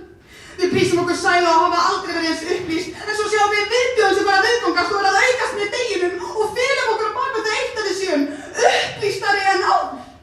Þetta hræðilega skaðlegur hugsunarháttur og hann hluti af því að fólk, vísindamenn og heilu samfélögum hræðast morgundaginn. Því það bara staðreynd að við erum að taka skref aftur og það að afneita því ekki bjartsýni, jákvæðni eða hvað sem Ameríkar eru búin að kalla það í kvöld. Nei, það beinlínis rangt. Svo ég spyr í síðasta sinn, hvert erum við að stefna? Erum við á réttri leið og erum við að viðhalda og varðveita öllu því sem við höfum áorkað eða staðan svo að Ameríkar eru föst í fortíðinni, blinduð af afrekunum og í afneitum við versnandi ástand? Jón Birgir sagði að fátækt fari minnkandi. Ok, það sem Jón Birgir að tala minnkandi fátækt í þróunarríkjum. Vil ég benda honum á að grundvöllurinn á því að lyfta fátækum þjóðum okkur fátækt alþjóðasamstarf og hjálparstarf. En nú hefur stjórn Trump lagt niður USAID sem gaf yfir 60 milljarða bandaríkjadala árlega til hjálparsamtaka sem getur nákvæmlega það. Þetta jákvæð þróun? Nei, versnandi. Ameríkar var réttlætt ástandi í allt kvöld á þeim forsendum að það hafi einu sinni verið verra. Þetta hræðilegur hugsunarháttur. Ef einstaklingur fær krabbamein og deyr næstum því, þá það hræðilegt ástand. Svo verður hann krabbameinslaus og nær fullri heilsu, þá það betra ástand. Svo greinist hann aftur með krabbamein. Ef þá heilsu var einstakling sem ekki að versna, þótt að það var eins og verra, nei alveg, þetta svona einfalt og það sama á við heiminn okkar. Við vorum á hræðilegum stað eitt sinn, jafnvel verri stað en við erum á núna, en ástandið varð betra, en svo akkurat núna það að falla aftur í fyrrnefnt ástand og við erum að falla hratt. Skiljið núna? Og ef núna þið eina ræðu eftir, ein ræða til að snúa pólnum við og hætta þessum útastungum, því ég kom hér í von að þið myndu á minnstakosti skilja umræðni, en nei, ég takast að skilja ykkur eftir og var í úrslit Morfís 2026. Jón Birgir sagði að fólk meðvitaðara vandamál. Það mælikvarðinn, og það ekki að sýna sig í málum sem skipta raunverulegu máli og sýnir einungis að fólk að hunsa vandann rétt og svo þið sem mjög slæmt. Sama hvað Emmerinn að tala afrek mannsins í gegnum söguna verður ekki frá því litið hvað málstæðara felur í sig. Hann felur í sig að samþykkja núverandi ástand af því að þið viljið meina að heimur sé að batna. Við höfum séð þróunina á síðustu árum, tölum að tala sínu máli, en þið viljið sætt ykkur við þetta.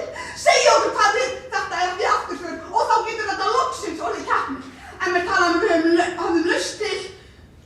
Góðu gestir, það auðvelt að trúa í blindni að við stefnum í rétta áttsökum afrekamannsins, en við megum ekki missa sjónar á því sem skiptir raunverulegu máli.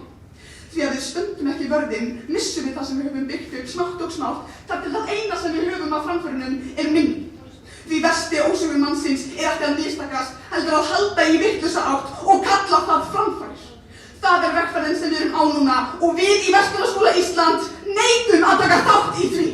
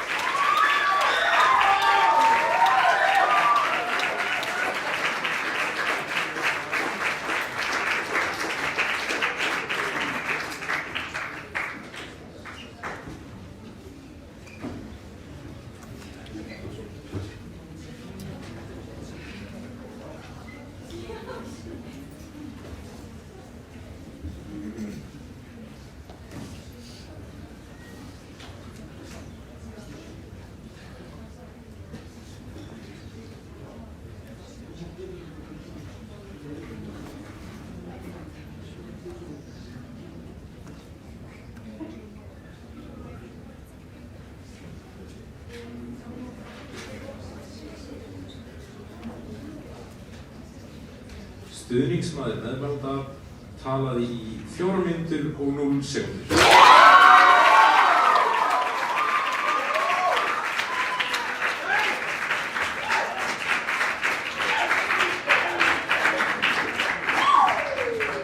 Að lokum ætla ég að bjóða stuðningsmann andmælanda upp í pontu. Þú hefur 4 mínútur.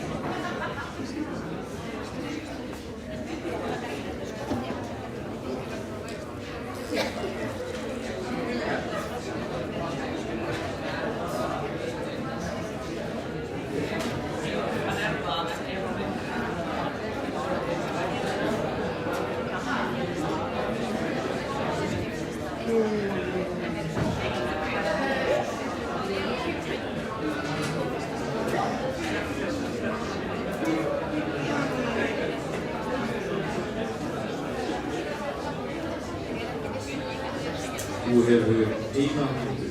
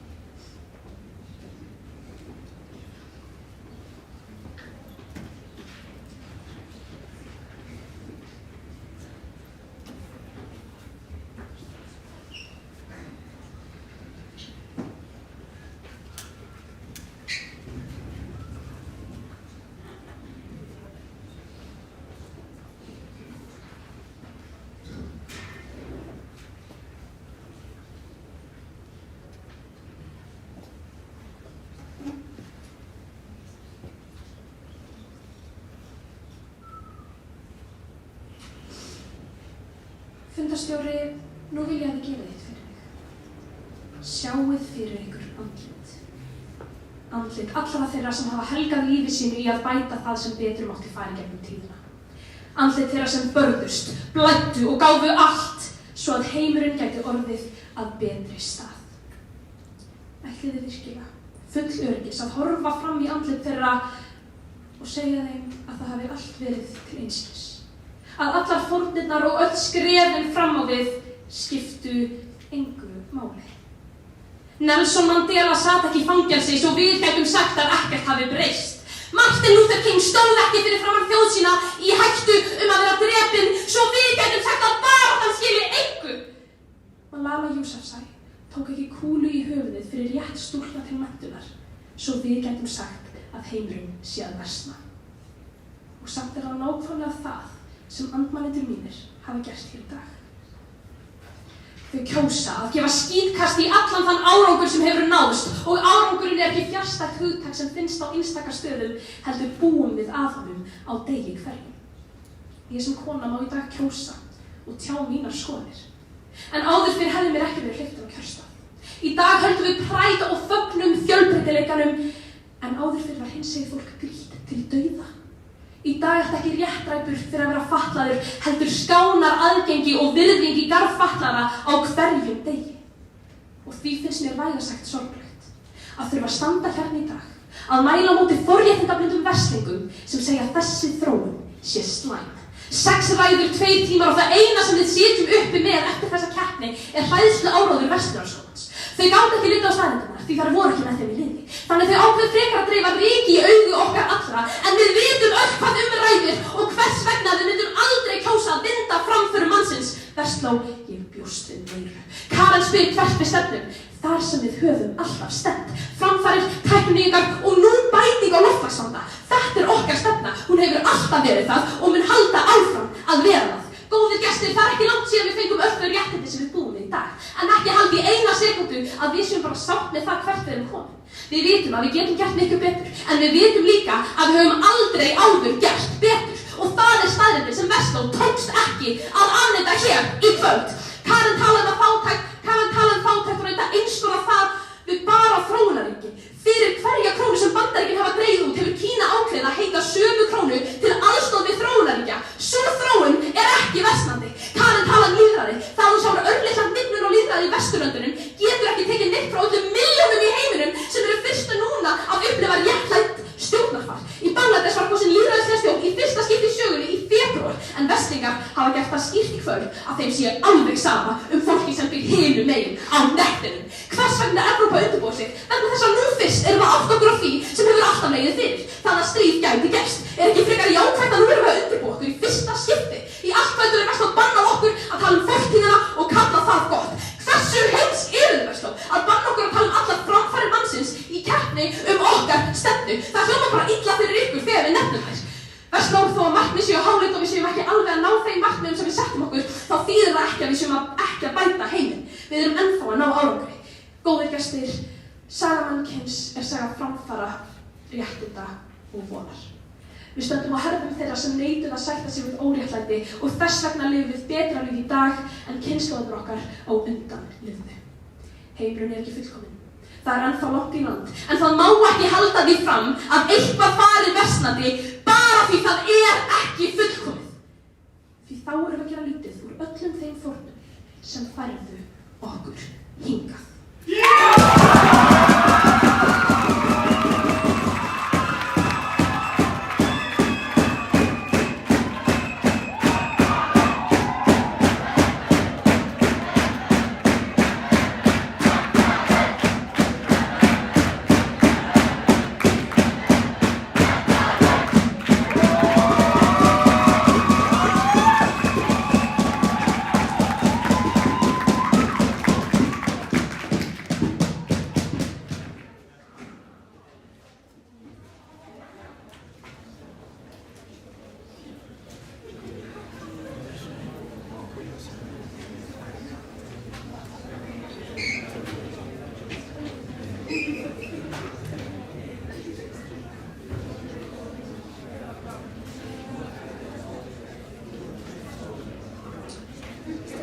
Stuðningsmaður andmælanda talaði í 4 mínútur og 2 sekúndur.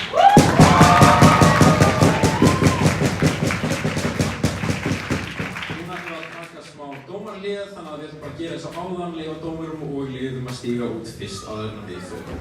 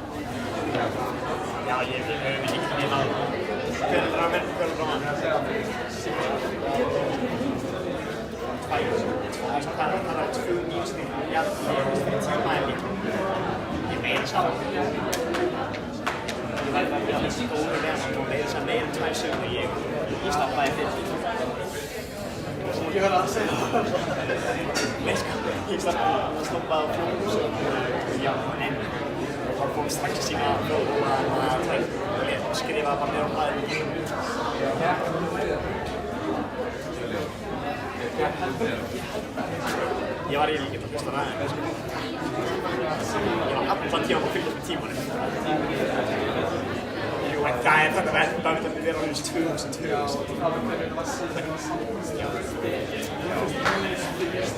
Já, sko, þau ger ekki neitt finnst mér. Ef mér var 4 vikunni, þá var það 13 mínustig. Það er ekki neitt svona.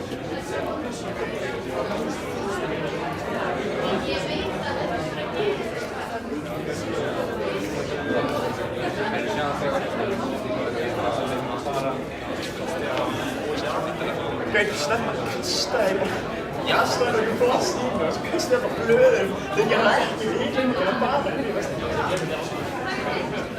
Þetta var eitthvað personal agenda, sko, veist þú? Ég gerði það aldrei lengur, þú voru þetta bara að kasta blöðinu í mig. Ég gerði það aldrei, veist þú? Kastaði líka einhverjum plast í fólkinu, sko, hvað var það? Þetta henni ekki. Já, sem gera það í næstu ári. Það var það fólk í þinni. Það var skrætt. Það var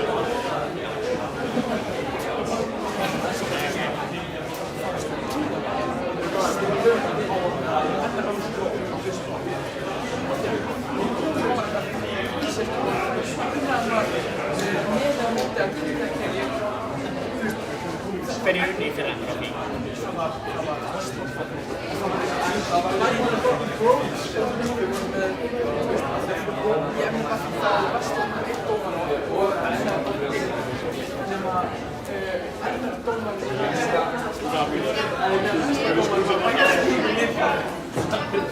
kostar ykkur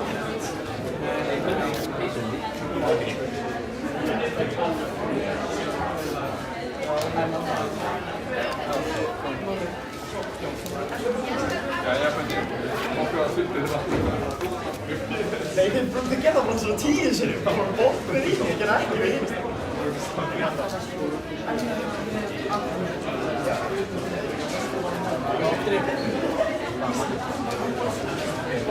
byrjar að tala, segir já, eins og það eru allir frekar eins og og samt það konar á spáð annar þeir ekki viðskilum þeir eru allir eins og það sem ekki skemmtileg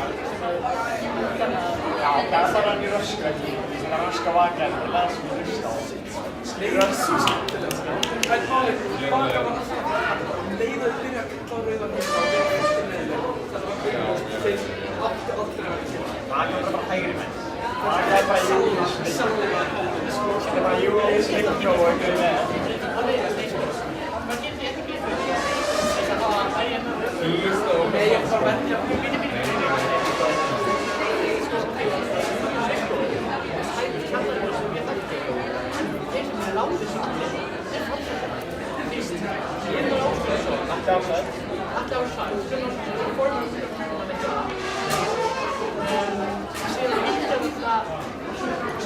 reyði mynda sem meira þetta er ekki hamstóttur í FSU.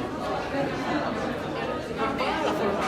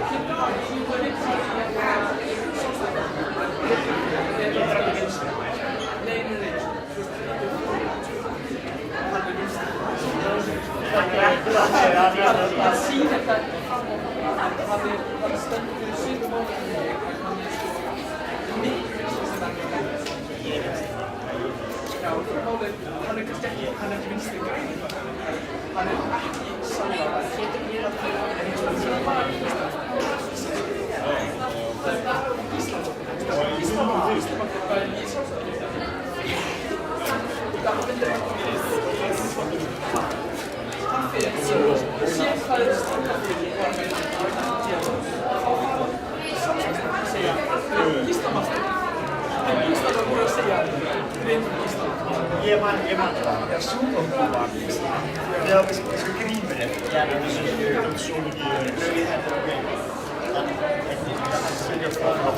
hann verður svo og ég var mæti þá Július Viktor formaður hann að lögu eða líka stóða já, ekki kúl Ármann Líf sem einn aðalegi í Össur og Eyjólfur Ármanns sem kraftmesti stjórnmálamaður lands og þeir til hann og þeir heima í Hólflokk mikið komið allir leið já, það mikið já, þeir nei, hann Skúlfells var þjálfur gettinni í Össur og Ármann Leifs ekki það Ármann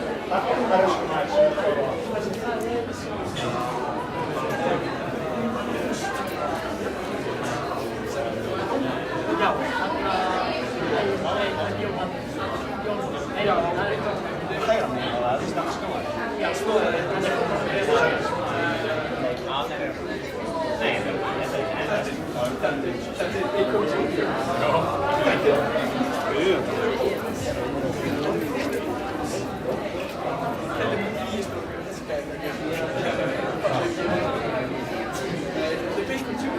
What?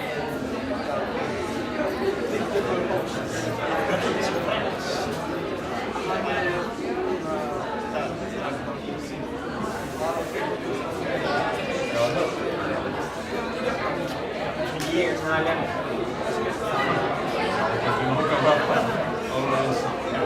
They're not bad, so they were making it.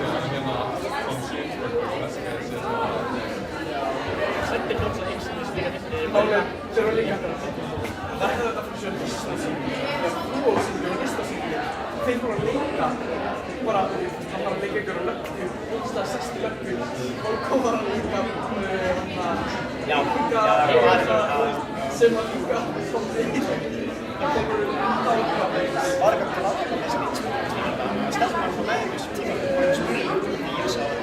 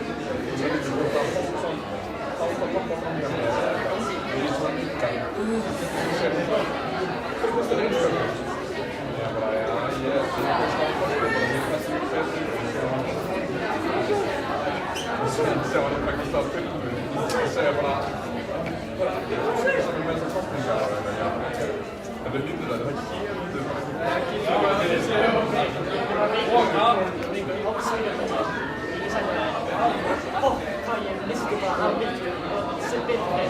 Þetta er partíð, allt þetta framvegis. Já, ég sá bannið sinn á...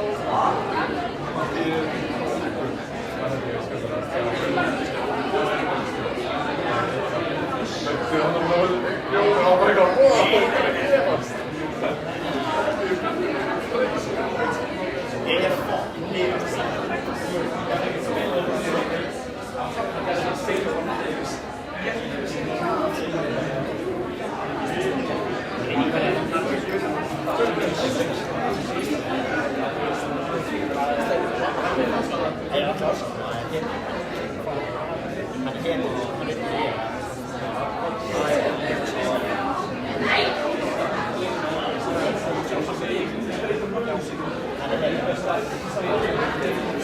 Nei, það kom ekki að hann svona bæði gegn litur á vinstri.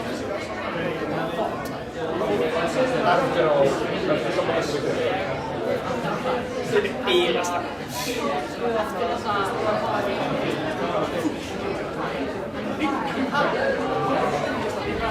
Hann lappaði sko bara hér og var ekki sem ég aldrei að tala hann. Já, ég veit að hún fyrst að það er að tala við hana og hann byrjaði að spila og ég spila við hana. Það er samt svo þannig að ég það sem kemna í það var langbest Ég hafði ekki á vestra. Nei, sko Tala við Þinn fór í fyrir ekkert nefnilega á Ég ætla ekki að reyna neitt, ég veist að hérna neitt. Ég áttu við, Jú, nei, sko, ég er mjög stærnið góð, sko, ég ætla ekki að fennbólið. Ennverlið var betur liðsinn, ég ætla að segja, sem mikið áhuga. Fennbólið var betur liðsinn. Ég ætla ekki, mér finnst það þessu. Líka þessu Ég þess að ég að segja að ennverlið var betur gett betur, spurningalega séð, hvað var betur. Það voru svo mikið skipti sem að þeir vissu það saman, dingluðu bara og voru eins og Justin svona David Beckham-manna spurningi að hvernig það er ekki rétt þegar það er í kemni þegar það er rétt. Það var mest að svona, ég er svona að gerði því sem það var svo mikið klart með því þeir vissu það sko. Þeir vissu það auðvitað, hvernig þeir, en mér líka. En þeir bara slepptu að segja eitthvað.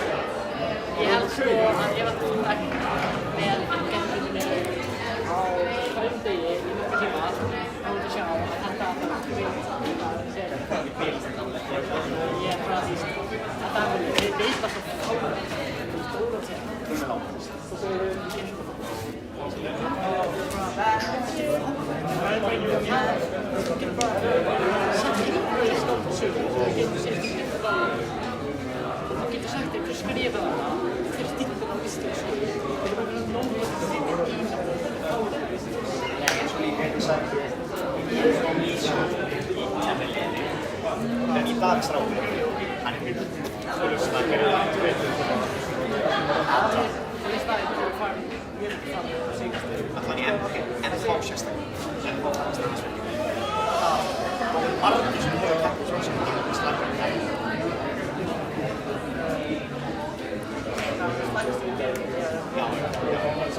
ég vil segja að síðan þá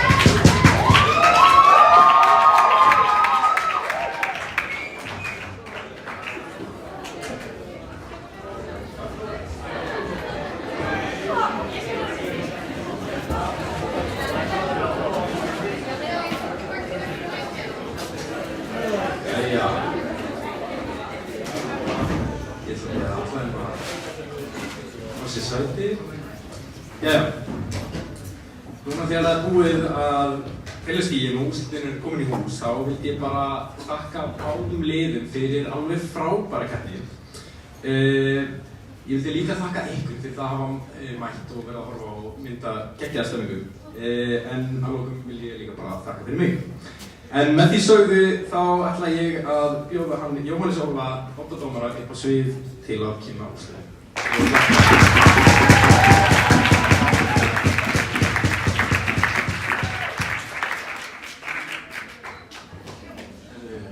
Við verðum að reyna að hljóta þessu. Ben að fara í kvöldmatarboð til tengdafinu sem afa. Ég var mjög spenntur að dæmiskeppni. MR Vestló, þetta eru góðir Mosfellsskólar. Og umræðið var geðveikt, síðast ég kom hérna á Mosfellskenni og var ræðið svona latabær ef hann ræði til í alvörunni eitthvað. Sjálfsveiklega þetta var mjög gaman. Mjög góð keppni. Nei. Við töfum þeirri keppni. Já, það var mjög gaman. Mér fannst fyndið þegar Ísabel var þannig fyrir hann í kærast sinn. Hann í salnum?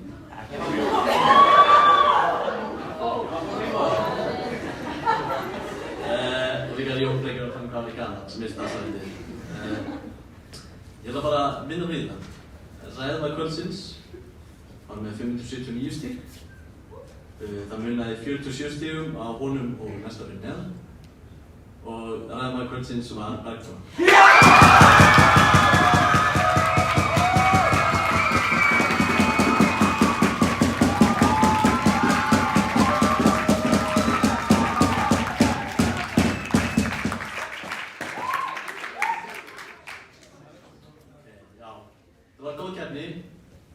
Heildastig voru 2944 sem frekar hátt.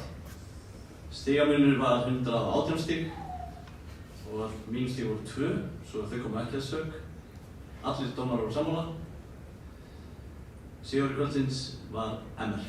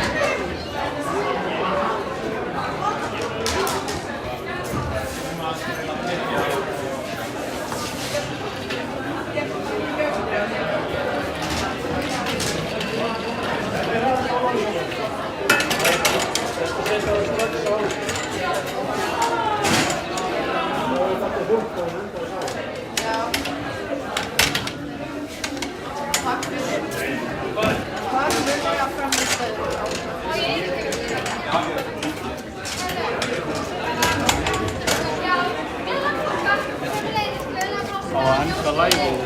Halló. Við unnum. Ég,